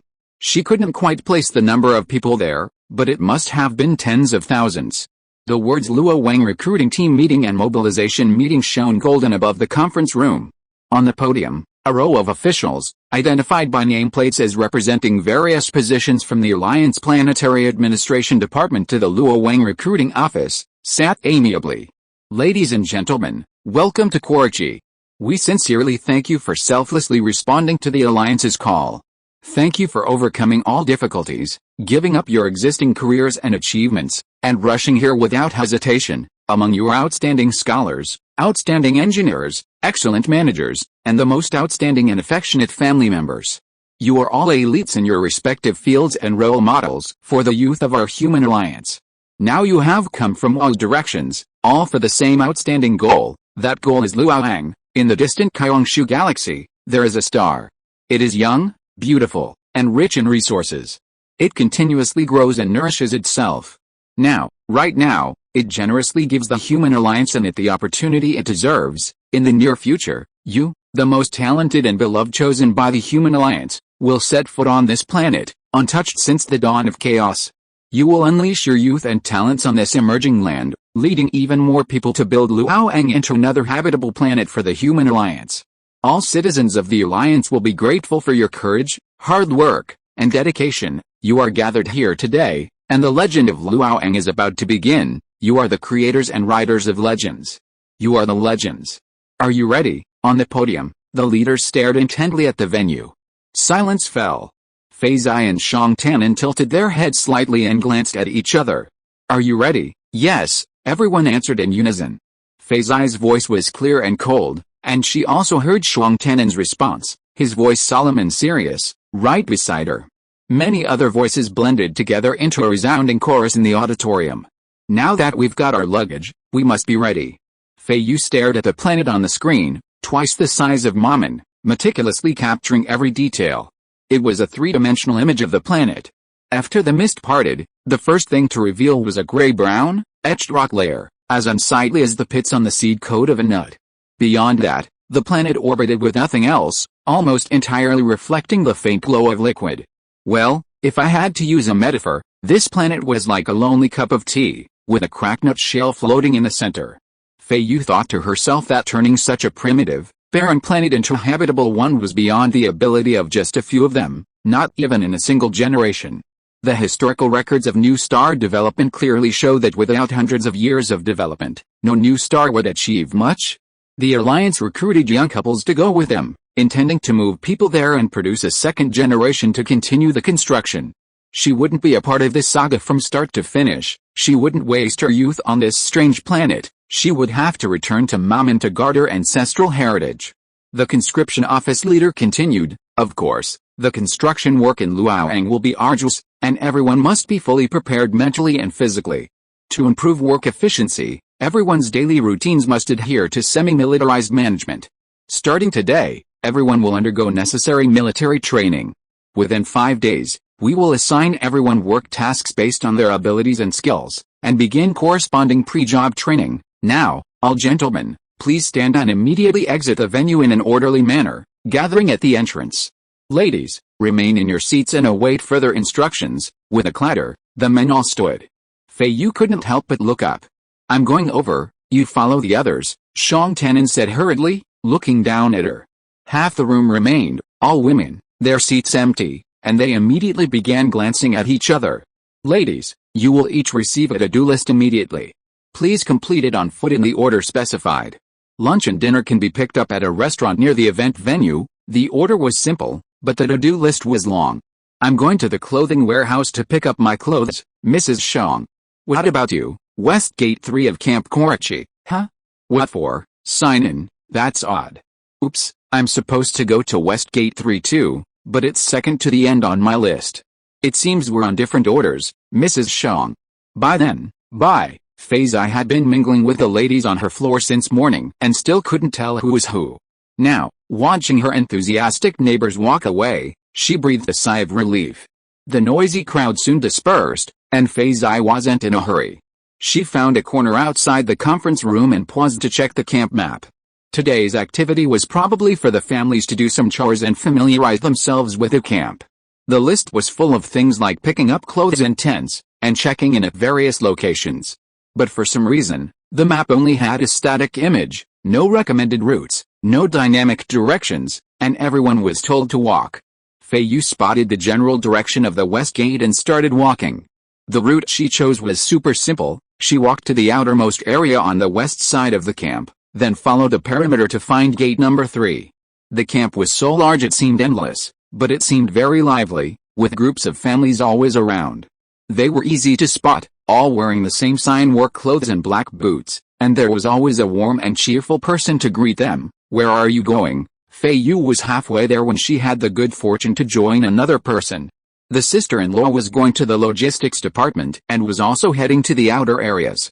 Yesterday I was telling my husband that I put a lot of my supplies in a big bag and sent it directly to the logistics department. Did they say that we could pick it up today? I wanted to ask my husband to pick it up, but I'm tired after traveling all the way here. I didn't expect that I would have to do it myself today. The sister-in-law is very talkative and happily talked about other topics. Where are you from? What did your husband do? I'm from Wuhan, and my husband is a climate researcher, Maman. Feiyu repeated Shang Tenon's new name on her tongue again before responding. My husband studies robotic systems. Oh, the sister-in-law kept talking. I just saw Luo Wang's glimpse of the planet. It's quite primitive. I wonder what it will be like for us to live there. The conscription office should have arrangements. That's right. It's useless for us to think of anything now. Hey, listen. In the distance, a powerful collective male voice came. Luo Wang, Luo Wang. The shout resounded through the sky. Chapter 146 Wives Group. Feiyu stopped and looked around with her sister-in-law, following the sound, but saw no one, only the sound. Is it the troops here, or our teachers? The sister-in-law's expression was a bit complicated, a mixture of heartache and amusement. My teacher is even more fragile than I am. They were called out, so they must have done something, Feiyu speculated. If they weren't scattered around like us, they must have gathered together. It's very likely them. Oh, right, didn't they say they need military training, 80% of them? The sister-in-law couldn't help laughing. Then they're training now, and who knows what they'll look like when they come back. Oh, I didn't wake up this morning prepared for this, but it's a good thing we didn't. The two separated at a fork in the road, and Feiyu walked alone to the west third gate, not surprisingly taking the wrong path. Because the sister-in-law was so enthusiastic, she pointed to Feiyu as she left. You should be in that direction. When Feiyu arrived, the gate was open, and there were 2 rows of guards standing straight. 4 or 5 families gathered in front of the guard, chattering. Hey, is this the west third gate? How do we sign in? Wow, there's a huge grassland outside. Can we go out and take a look? Just walk to the yellow line at the gate to sign in, the leading guard shouted. The others stood like statues, their eyes fixed on the sky. Feiyu approached, and the ladies were eager to help. Even without her asking, one of them offered, stand on the yellow line to sign in. Thank you. Where are you going next? The Cultural and Sports Center. That's different from me. I'm going to the logistics department. The logistics department is over there. Feiyu kindly pointed in the direction they had come from. Thank you. Actually, I don't even need to go to the logistics department to pick up my bag, but I still have to sign in. What a mess. A group of women chattered at the gate, their manners exceedingly polite, exchanging thank yous and goodbyes. The guards on either side looked expressionless, as if they were oblivious. After Feiyu finished talking to the man, she walked towards the guard. The guard stared straight ahead, his face turning green. He was about to open his mouth to shout again, go to the yellow line at the door to sign in. Unexpectedly, Feiyu didn't ask, but just stopped about half a meter in front of him and looked out the door. The angle of view was very good, and she could clearly see the vast grassland outside. When Feiyu came last night, she didn't get a clear view of the surrounding environment of the camp. Now that she had the chance, she took a closer look. However, she knew her limits and didn't stand in front of the guard for long before walking to the yellow line. Some family members were brave enough to cross the yellow line and look out the door. Madam, please show your permit to leave the camp, the leading guard suddenly shouted. Several people were startled by the sound. After a moment of silence from the ladies, someone said, you don't have to be so loud, it's scary. The guard's face turned green. After this group of families dispersed, Feiyu met several more families heading toward the west third gate on her way to the Cultural and Sports Center. After greeting each other, she offered them directions. Then, withdrawing her finger, she thought to herself, those guards' eyes couldn't get any smaller. In fact, she felt like her family had the most freedom during the camp tour today. The stern faces of the soldiers who greeted them seemed to conceal a deep sense of melancholy. Feiyu visited 3 locations that morning and arrived at the clothing department at noon. There were more than a dozen family members inside. Before she could say anything, someone said, oh, another one. Here. Just scan your ID and you can get it. Thank you, she said politely, looking at the large box in the other person's hand and asking, what are we getting? 3 sets of clothes each? The woman said. My husband's clothes are in there too. If you're not sure about the size, you can go over there and unpack them. There's a robot that can reseal them for you, another woman interrupted. The family's clothes are a bit heavy. Why don't they just distribute them to where we live? Should we eat first or put the clothes back? Let's eat. I saw a restaurant nearby on the map. We'll eat and then move them back. We're so tired from walking this morning. That's right. How can you ask people to walk like that? I haven't walked such a long distance in years. As they spoke, Feiyu's large box was brought to the window. She reached out and picked it up. It was really heavy. Want to open it and take a look? No need. Feiyu shook her head. Everyone's almost there, right? Let's all go have lunch. That's all for the morning. We're not leaving anymore, one of the wives called out, and the families all agreed with a smile. Feiyu naturally followed suit, carrying her suitcase as they searched for a restaurant. Along the way, the family members chatted endlessly, their topics always revolving around the same old topics. Where are you from? What does your husband do? What do you do? And then there were the questions of how many years you've been married, and whether the relatives on either side would be willing to let you go on this call. Feiyu politely replied, even though she couldn't remember anyone's introductions. She simply followed the wives' lead. The group of women, bustling about searching for a nearby restaurant, spotted a group approaching from the other direction, further stirring the excitement. Let's see, are they our husband and his friends? Not them. Probably soldiers from here. Judging by their uniforms, oh no, they're not, someone said dejectedly. They're going to the restaurant too. Can we have lunch with them? Someone asked doubtfully. Why not? Did the message we received tell us to find a nearby restaurant? Hurry, we have to get ahead of them, or we'll be stuck waiting behind them. There were about 15 or 16 of these families, far outnumbered by the long line of soldiers across from them, but their chatter was clear and loud, far more lively than the other side. Unfortunately, the women were weaker and slower carrying their boxes, unlike the regular soldiers' swift steps, who soon surpassed them in approaching the restaurant steps. Stop, the commander at the side of the group shouted, and the entire group stopped in unison, clinking and stopping. The families looked at each other, then realized the soldiers were probably letting them go first. Some hurried up the steps, turning back to smile at the soldiers. Thank you. This was like starting at clockwork, as most of the wives ascended the steps, smiling and thanking them. The soldiers in the front row, as well as the commander beside them, had tense expressions. They were giving way to them, perhaps with a sense of helplessness and embarrassment. Thank you. Feiyu followed the crowd, then turned and gracefully ascended the stairs. The commander stood solemnly, his face immovable, his gaze fixed on the void. He had always adhered to etiquette and hadn't specifically glanced at the wives. But now, his gaze narrowed slightly, glancing at Feiyu's back. Chapter 147 Long-Term Roommate. That evening, the long quarters were bustling with activity, with wives gathering in groups of 3 or 4 outside their rooms, chatting idly. As soon as the men appeared at the entrance, they were immediately surrounded and greeted with joyful greetings. Ah, you're back. Have you had dinner? Why so late? Shang Tannen's heart tightened when no one greeted him, and his door was closed. He opened it and glanced inside. Feiyu was sitting quietly on the sofa. You're back? She asked, looking up. Yes, he said, smiling as he closed the door. What are you doing? Reading the history of new star development. Still reading? He asked, moving to sit on another sofa. What activities did you plan for today? Are you tired? We're taking a walk around the camp to familiarize ourselves with the area. It's not too tiring. How about you? Training in the morning, and work assignments in the afternoon. Feiyu immediately perked up. What work? Mechanical management department, that's your specialty. Feiyu nodded. From now on, I will have drills in the morning, work in the afternoon, and come back after dinner. If I have a shift, I won't come back at night. Oh, by the way, we have to leave very early for morning drills, so you will be alone during the day. If there is anything, just act with other family members. That's what semi-militarized management is like. There have been similar descriptions in the history of new star development. Feiyu asked with concern. You were arranged so tightly right from the start. Are you used to it?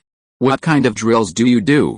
Are there many people in the mechanical management department? It's all fine.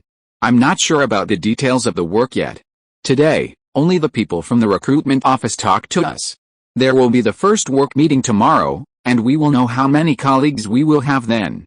The morning drills are just some routine physical training to help us improve our physical fitness. I saw some family members passing by the playground today, but you were not there. Why are you visiting the camp separately? Well, everyone has a different route. Maybe it's because they can't accommodate so many family members at the same time, and they want us to improve our familiarity with the environment ourselves. Then you, Shang Tannen glanced at Feiyu, not wanting to ask if she had taken a detour, so he said, did it go well? It went smoothly. I met people everywhere, Feiyu said truthfully. She said oh and pointed to the luggage rack. I brought back a box of clothes for changing. Yours is on it. You brought it back? Shang Tannen asked in surprise. How did you bring it back? I just brought it back like that. Everyone does it. Feiyu thought for a moment. I think they want to train our hands-on ability so much because Luo Wang's living conditions will not be optimistic in the future. Maybe your mechanical management department cannot provide enough housekeeping robots. Maybe. Shang Tannen smiled and raised his hand to stop Feiyu. I'll go unpack and take it out. You sit down. Feiyu's hands and feet were sore from the day's activities, so she didn't stand up. She planned to wait for Shang Tannen to take away his clothes before she went to collect hers. The room was not big, and it was not crowded for 2 people to stand at the luggage rack. Shang Tannen opened the box, picked up a piece and took a look. It was a little small. It was Feiyu's blue work clothes. He took it in his hand and flipped through his men's clothes. Feiyu watched a section on the history of new star development and felt that the room was strangely quiet. She looked over and saw Shang Tannen stuffing new clothes into his travel bag. She asked casually, 3 sets. Shang Tannen quickly closed the travel bag, as if startled. Feiyu stared at him strangely and reminded him, it's best to check the size. You can change it tomorrow or the day after tomorrow, okay? Shang Tannen agreed. He didn't look back or try on any clothes. He just put the travel bag back in place. Feiyu looked at him suspiciously again, stood up and said, you are done. The rest are all mine. Yeah. Shang Tannen stepped aside and walked back to the sofa almost without looking around. Feiyu walked over and saw the clothes in the box. She was stunned and froze. The conscription agency was very considerate to the recruits. From the inside out, nothing was missing. Each person had 3 sets of changes of clothes, and the 3 color bras were brand new and bright, pink, yellow, and black. Xiong Tanin probably had no choice but to see them all. Even though she was not too radical about anything and always did things in a steady and rule-based manner, she felt really embarrassed at this moment. She really didn't expect that getting clothes would turn out like this. The room was exceptionally quiet. Feiyu put away her clothes silently and turned around.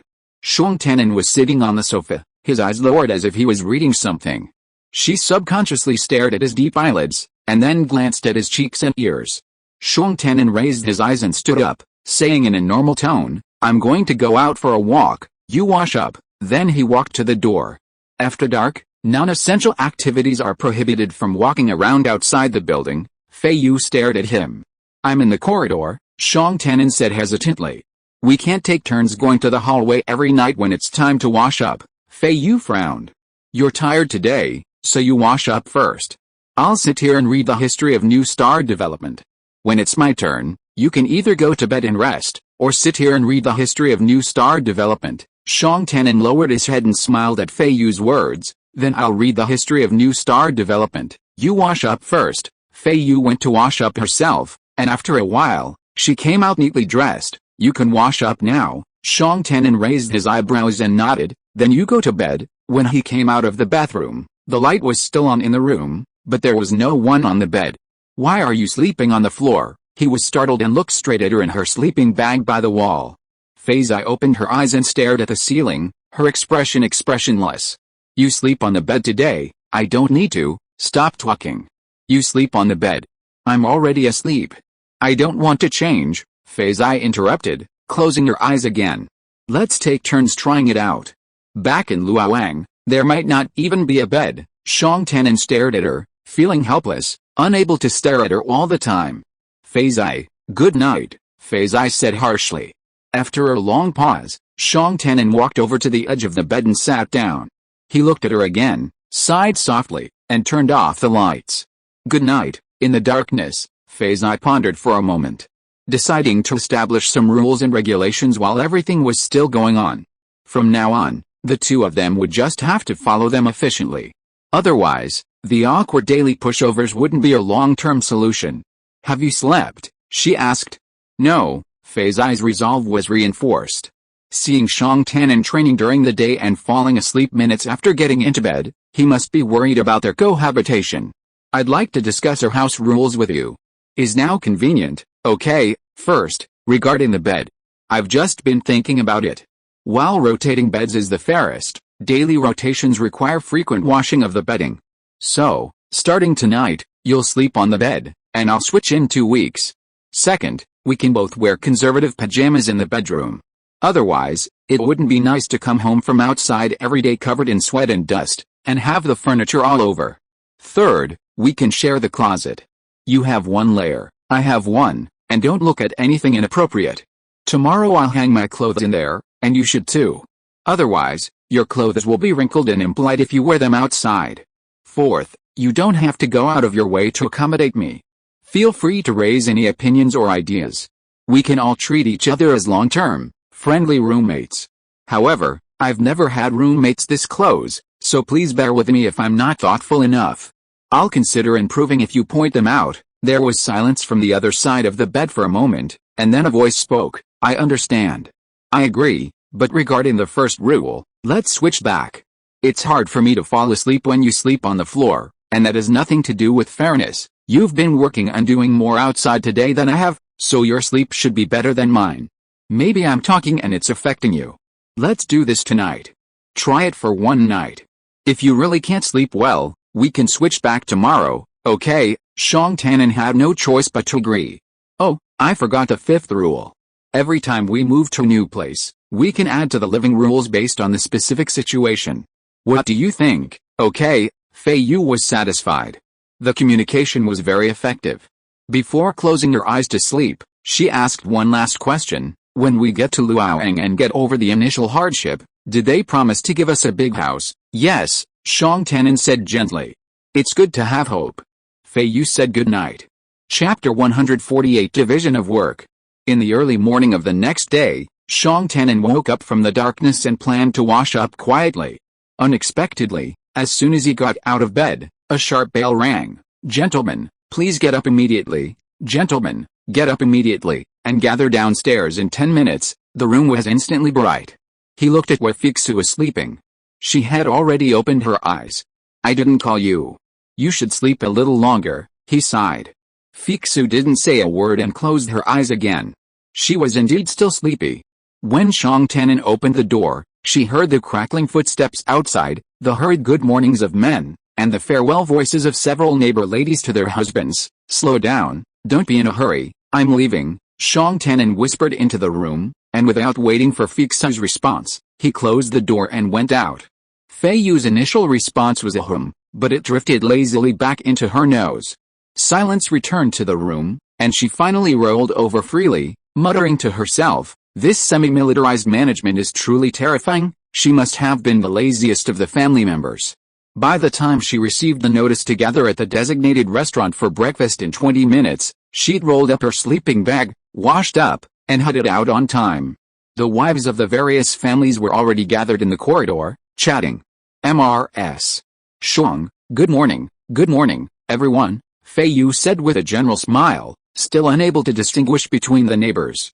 Fortunately, everyone was chattering in the group chat. "What are we going to do today? Anything is fine. It's easier than the men, who get up so early. My husband came home yesterday and said the soldiers drilled them, and no fancy moves were allowed. It nearly cost him his life." The family members assumed they just sit around and tidy up after dinner, but from that day on, they too had their training. Everyone gathered and ran along the camp. Feiyu could only hear the sound of heavy breathing along the road. Every 50 meters, a soldier would stand guard, constantly urging them in his ear, keep up, keep up." At noon, the chatty neighbor wives stopped chatting. Instead, they sat at the dining table, pale-faced, silently consuming nutritional supplements. In the afternoon, they underwent another physical examination. The originally randomly arranged family members' teams were divided into 10 squadrons based on their overall physical fitness. Feiyu was assigned to the 3rd Women's Squadron and was informed that she would follow her team for future physical training. On the 3rd day after arriving at the Qi camp, the conscription office completed the placement of the men and began the placement of the family members. The neighbor wives returned home in the evenings and excitedly discussed their progress. It seemed that none of them were going to Luoyang to take care of the housework. All of them were assigned to serious work. On the 5th day, Feiyu was also summoned for an interview. "Ms. Yang Feiyu, you and your husband, Mr. Xiang Tanan, are both from Mamang. Did you meet in Mamang and attend the Donglan Mechanical Research Institute together, or did you start dating while studying there?" the officer from the conscription office asked with a smile, as if chatting casually. "We met at the institute." "That's great. Young people's fate is truly amazing," the officer asked jokingly. "When your husband received the conscription order this time, did you have any concerns? Did you have any arguments with him?" "A little, but it got better later." "Oh, yes, it's normal to have concerns," the officer praised. "Thank you for leaving your families and careers behind and coming to Luoyang to contribute to the development of the alliance. Don't worry, you won't regret this important decision in your life." "Thank you." Even though Feiyu was a quiet person, the affairs officer nodded frequently. He said with a pleasant face, "Ms. Yan, when we talk with family members, they often ask that they hope that the whole family can work in the same system as much as possible. We understand the feelings of the family members very well. Originally, you and your husband were both engaged in mechanical research, and there were good conditions to put you in the mechanical management department of our Luoyang construction group. However, we have a clear rule that husband and wife cannot work in the same department. In the future, when our management is more complete and the functional units are more subdivided, perhaps you can be transferred to a large system. This time, due to personnel regulations, you cannot enter the mechanical management department. Do you understand?" "I understand." "Okay. It's like this. Our human resources system has recommended a position for you based on your educational qualifications, your physical fitness, and your behavioral assessment after coming to Qi." The affairs officer looked at Feiyu and said with a smile, "What do you think of the Comprehensive Research Department of Non-Human Life Forms, Non-Human Life Form Research?" "Yes, The main task of this research department is to sort out a new species on Luoyang star and enable them to coexist and interact with us humans in a friendly manner. Feiyu silently recalled her behavior since arriving in Koriki, finding it difficult to connect herself with a new species. Could it be that her few glances at the prairie outside the West Third Gate during the camp sightseeing the day before had prompted the human system to detect her curiosity about nature? Or perhaps it was her above-average running performance that led the system to believe her speed could rival some of the new species on Luoyang? Ms. Yan, Luoyang is a newly discovered planet, home to many plants and animals we've never thoroughly studied. The work of the Non-Human Lifeforms Comprehensive Research Department is crucial. You're studying the concept of simulacrum in mechanical research, which is equivalent to extracting the best behavioral templates from our own activities for robotic tools to emulate. I don't have professional knowledge in this area, so I wonder if that's wrong. You could say that. Oh, then I'll continue. Your major requires you to carefully observe all primary human behavior, not only our social activities but also our interactions with nature, correct? Yes, that's it. The officer spoke more fluently. Once our construction team arrives in Luoyang, we'll inevitably have to interact with these new species. You can summarize our interactions from your professional perspective, perhaps even inspire better coexistence and interaction practices, and provide more precise guidance for the Non-Human Lifeform Research Department's mechanical tool needs. Ms. Yan, we have high expectations of you. As you know, in any new place, new situations arise constantly. Our existing technology, equipment, and experience will all need to be adjusted and upgraded in interaction with the new environment. In the Luoyang Non-Human Lifeform Research Department, you will be responsible for observing new situations, following up on adjustments, and laying the foundation for subsequent mechanical operations. Any further questions? The officer asked kindly. Feiyu asked after a moment, Sir, does the Human Resources System consider me suitable for the Non-Human Lifeform Research Department to conduct research on new species and mechanical development? Let me summarize it this way. The application of anthropomorphic machinery in the coexistence and interaction between new species and humans. The officer nodded heavily, emphasizing encouragingly, Yes, the Human Resources System believes so. Feiyu blinked. Does the Human Resources System have any other recommendations? No. To improve efficiency, the Human Resources System analyzes individual characteristics and only provides a precise recommendation. There are no other vague recommendations. Then when should I report to the Non-Human Lifeform Research Department? Now, the officer said casually. You will have the opportunity to have dinner with your colleagues today. I wish you a pleasant dinner. Ms. Yan, please call the next person after you leave. Chapter 149 Xiyumo. Feiyu found the Non-Human Lifeform Research Department. It was a small room at the end of the corridor on the 5th floor of a work building at the very edge of the preparatory area for the conscription team. Inside, 8 men and 2 women seemed to be having a tea break. Feiyu instantly felt that this was an unpopular department. Not to mention the other towering buildings that the commuter bus that brought her here passed by. Just look at the other large rooms on the same floor that she just passed by. People were coming and going, and it was obviously much more prosperous than her department.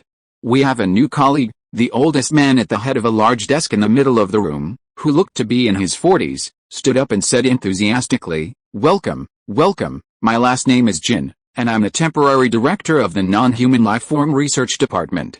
You must be Ms. Yan, right? I just received your information from the Human Resources System. Director Jin was a good man who was a bit nagging, and he introduced them to Feiyu. These are researchers Xiangji and K Lixiang. Like me, they're studying interstellar life. These are researchers Li Piao and Yuan Dian, experts in wild animal hunting and taming. This is Wang Yunlei, a veterinarian. These are researchers Cheng Zhi and Chamande, responsible for the planting and breeding pilots, respectively. This is Ms. Niunewer, who will serve as our team's administrative and general affairs manager. This is Ms. Song A Song, who will assist with the daily management of the pilot garden once it's established. Feiyu quickly grasped the key words, hunting, domestication, and planting. After our research department arrived in Luoyang, our first phase of work will focus on field observation and research, primarily to determine if any novel species have the potential for development and utilization. We'll also accelerate the domestication and naturalization of beneficial species. This grounded Feiyu fully grasped the concept of friendly coexistence and interaction between new species and humans. Ms. Yan, our department isn't large, but we have a lot of work to do. You'll be responsible for robot management, Director Jin said cheerfully. Once you arrive at Luoyang, each of our responsibilities will be adjusted depending on the specific circumstances. With everyone's hard work, we are now the first group of veterans in Luoyang's non-human research department. That day, Feiyu listened to her colleagues' conversations and pieced together a general idea. The non-human lifeform research department, organizationally speaking, should be a mobile supplementary unit, independent of the Ministry of Agriculture and the Ministry of Science, yet connected. There might be future collaboration. Currently, it's primarily focused on conducting preliminary research outside of mainstream projects, perhaps assisting with research for the Ministry of Agriculture's Harvest Plan, or conducting small exploratory work before the Ministry of Science officially launches a project. When they returned that evening, Xiang Tianan asked with concern, "How is it? Which position were you assigned to?" Non-human lifeform research department. Xiang Tianan was stunned. Many of his family members had been assigned to departments like logistics support and cultural and sports publicity. Why did Feiyu's unit sound so strange? Feiyu accepted the drink Xiang Tianan offered her and opened her mouth to thank him, but then realized she could skip the thank you and took a sip. She tasted the drink delicious, light with a hint of sweetness, definitely not a synthetic drink. On the way back, we came across a grocery store. Someone from the team said they could bring some back for you guys to try, so I took it. If you like it, I'll get another one tomorrow. Feiyu lowered her eyes, thinking. Next time she saw something delicious or drinkable at the grocery store, she'd bring some back for Xiang Tianan. In fact, their 3rd Women's Squadron's daily morning run route ended at a grocery store. Camp Kaolichi was very generous with its benefits for Collet personnel. These grocery stores scattered around the training grounds were all free, with a wide variety of goodies, but you couldn't take too much at once. Feiyu remembered that the drinks were 1 for 1. Many of the family members in the squadron, after their run, liked the drinks and would grab another bottle, clamoring to take it home to their husbands. Feiyu had never done this before. She only drank for herself, replenished her water and energy, and then left. She reminded herself that if she encountered something good in the future, she should quickly bring some experience to Xiang Tianan, otherwise the supplies in Luoyang would not be so abundant. She looked up and saw Xiang Tianan patiently waiting for her to drink before continuing to explain.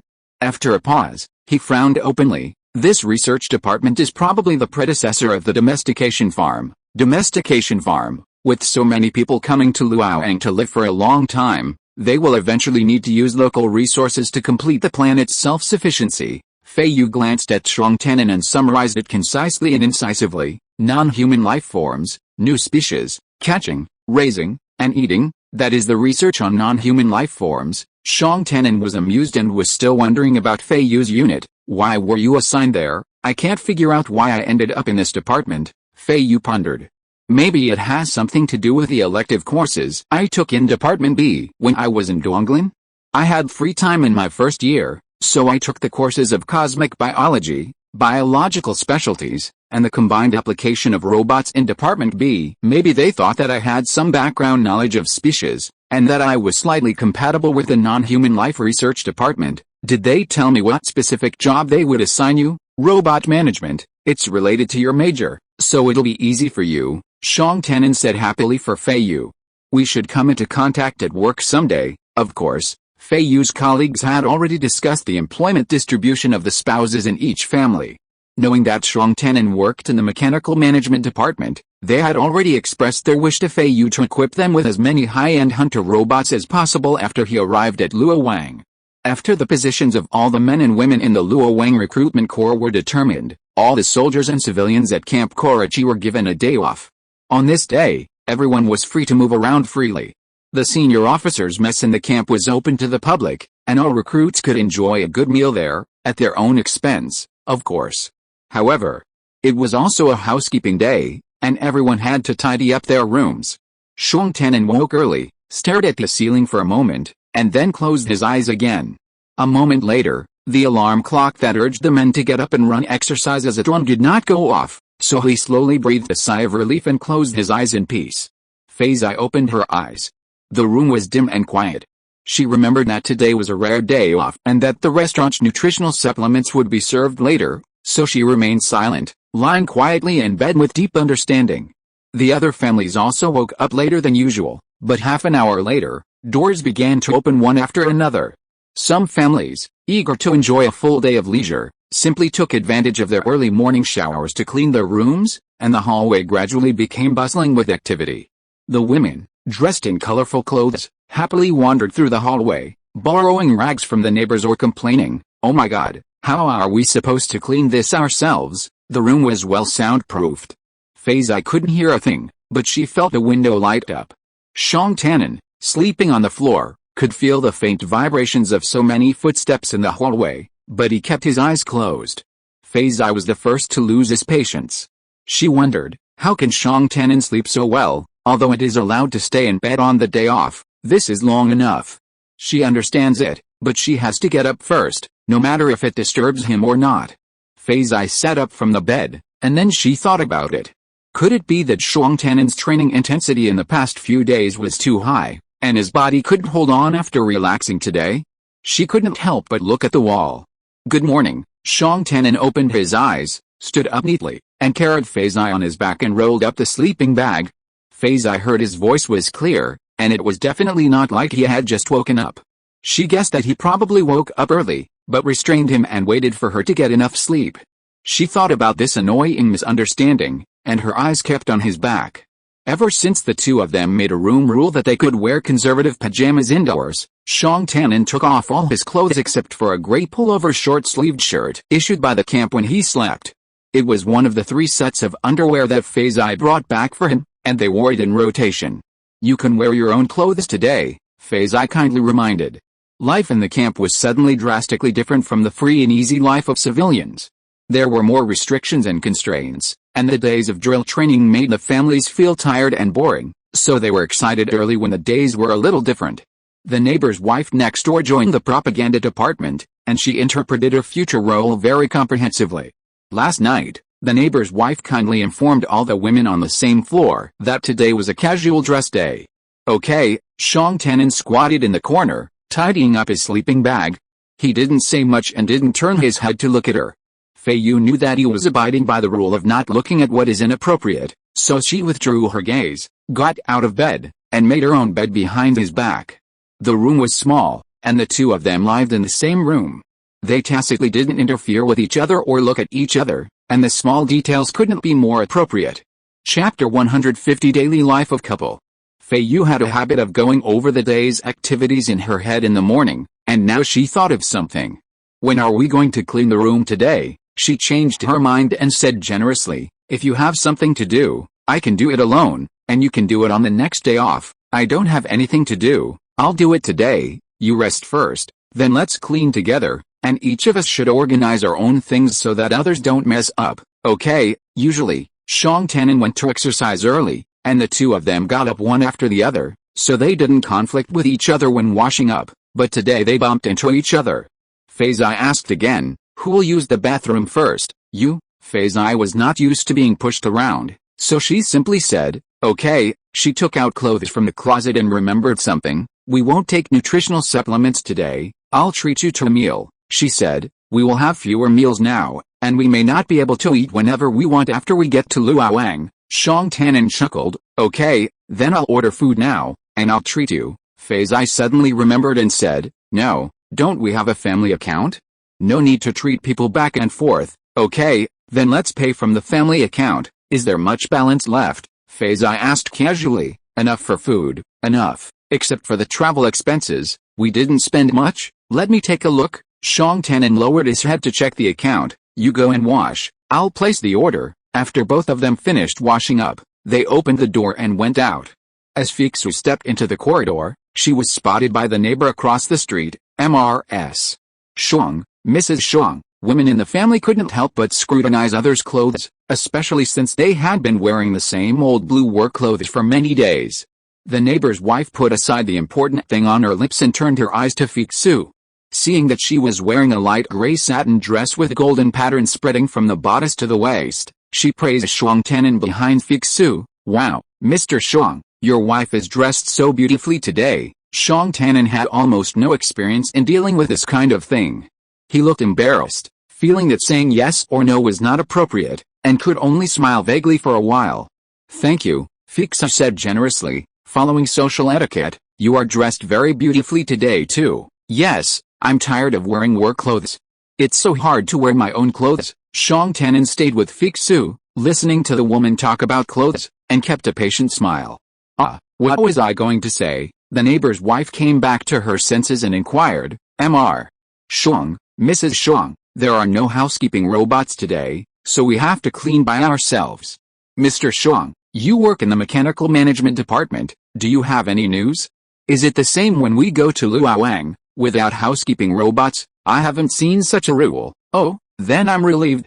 Do you want to go out for a walk? Yes, go to the Life supermarket to get some cleaning supplies, then you guys go. My husband has already gone. After the two walked a distance, Xiang Tanin saw that there was no one around, and said softly, the surname of the person just now is Yu, and her husband's surname is Gu, and he is assigned to the construction department, MRS. Gu, Feiyu read it out, and asked, by the way, what is the surname of the family living next door to us, left or right? Mr. Yin on the left is also assigned to the construction department, and his wife is in the propaganda department, the one you talked to in the corridor last night. Mr. Zhao on the right is assigned to the environmental safety department, and his wife will be a civilian staff member of the municipal agency in the future. You know so much? Feiyu tilted her head in surprise. Yes, Xiang Tanin smiled and repeated, the one from the propaganda department is Mrs. Yin, across from her is Mrs. Gu, and to the right is Mrs. Jet. Yes, Feiyu memorized the information silently, thinking that Xiang Tanin had a very clear understanding of the neighborhood relationships. To be honest, she had lived with the neighbors for so many days that they had exchanged this information when they came up to her, but she couldn't recognize the real people the moment she turned around. Miss Yan was slow to judge people at first, and Xiang Tanin knew this from the beginning. When he had worked with her, he introduced himself and then jumped into the water to save her. She chatted with him for a long time and asked him who he was before leaving. He still remembered him. On the way, he helped Feiyu review the neighborhood situation. When he saw someone he knew, he would speak to them, and Feiyu would respond with a smile and a few greetings. After the people left, Xiang Tanin naturally told Feiyu the names and work of the visitors. Strangely, some people even said hello to Feiyu specifically. A couple came towards them, talking and laughing, holding a bag of things. The man looked at Feiyu, then looked at her again, and suddenly smiled and said, Ms. Yan, what a coincidence. Feiyu was stunned, then smiled, good morning. Are you and your wife going to pick up something? What a coincidence, my husband and I are going to. Everyone has changed into casual clothes. I didn't recognize you just now. I'm sorry. The man looked at Xiang Tanin with a smile and stretched out his hand to shake. Hello, my surname is Wang, and I work in the non-human research department with Ms. Yan. Hello. Xiang Tanin also smiled and shook his hand. My surname is Xiang, and I work in the mechanical management department. I heard Ms. Yan talk about her. Oh, this is my wife, Xiang Tanin and Feiyu said. Hello, Mrs. Wang. Everyone chatted about the weather for a while on the side of the road and waved goodbye. Xiang Tanin watched Mr. Wang and his wife leave, glanced at Feiyu, and said gently, let's go too. Mr. Wang is the department's veterinarian, Feiyu said. Xiang Tanin was surprised. Do you know him? Feiyu felt a lump in her throat. She didn't know how Xiang Tanin could tell that she was initially confused about Mr. Wang. She said truthfully, I wasn't sure before, but when he said his last name was Wang, I knew. Xiang Tanin lowered his head and suppressed a smile. It takes a few days for a new colleague to get acquainted. Take your time. The Life supermarket was a large open warehouse where anyone in the Kaolachi camp could go in and take whatever they needed. At this time, the crowds were huge, especially in the cleaning supplies area, where people were practically shoulder to shoulder. In front of many of the shelves, seemingly spontaneous, winding lines formed, so congested that it was hard to even see the items. All I could hear were people I knew and didn't know chatting and asking for advice. This is a rag, you should have it. Yes, hey, what is this? Household polish, for repairing, minor surface wear and tear on materials, suitable for general furniture, walls, and floors. Hey, I think this will come in handy. Feiyu hated being squeezed. She glanced around and raised her chin to another place. Let's go over there first. The two of them walked over. There were relatively fewer people there, only a few couples holding hands, searching the shelves, undecided. Xiong Tianan moved quickly. He reached out and grabbed one of the large basins, filling it with detergent, brushes, and rags as he walked. He took one of the items, and Feiyu glanced at it. He stopped examining it soon. As a graduate who had also been tortured by the Donglan Research Institute, Xiong Tianan's experience in cleaning by himself had not been forgotten with the passage of time, and the items he took were all suitable. End of this chapter. Thank you very much for reaching the end. Don't forget to like. Looking for more exclusive content and immediate access? Subscribe to our Patreon. Remember, every like, subscription, or donation encourages us to continue. Thanks to everyone. See you in the next video.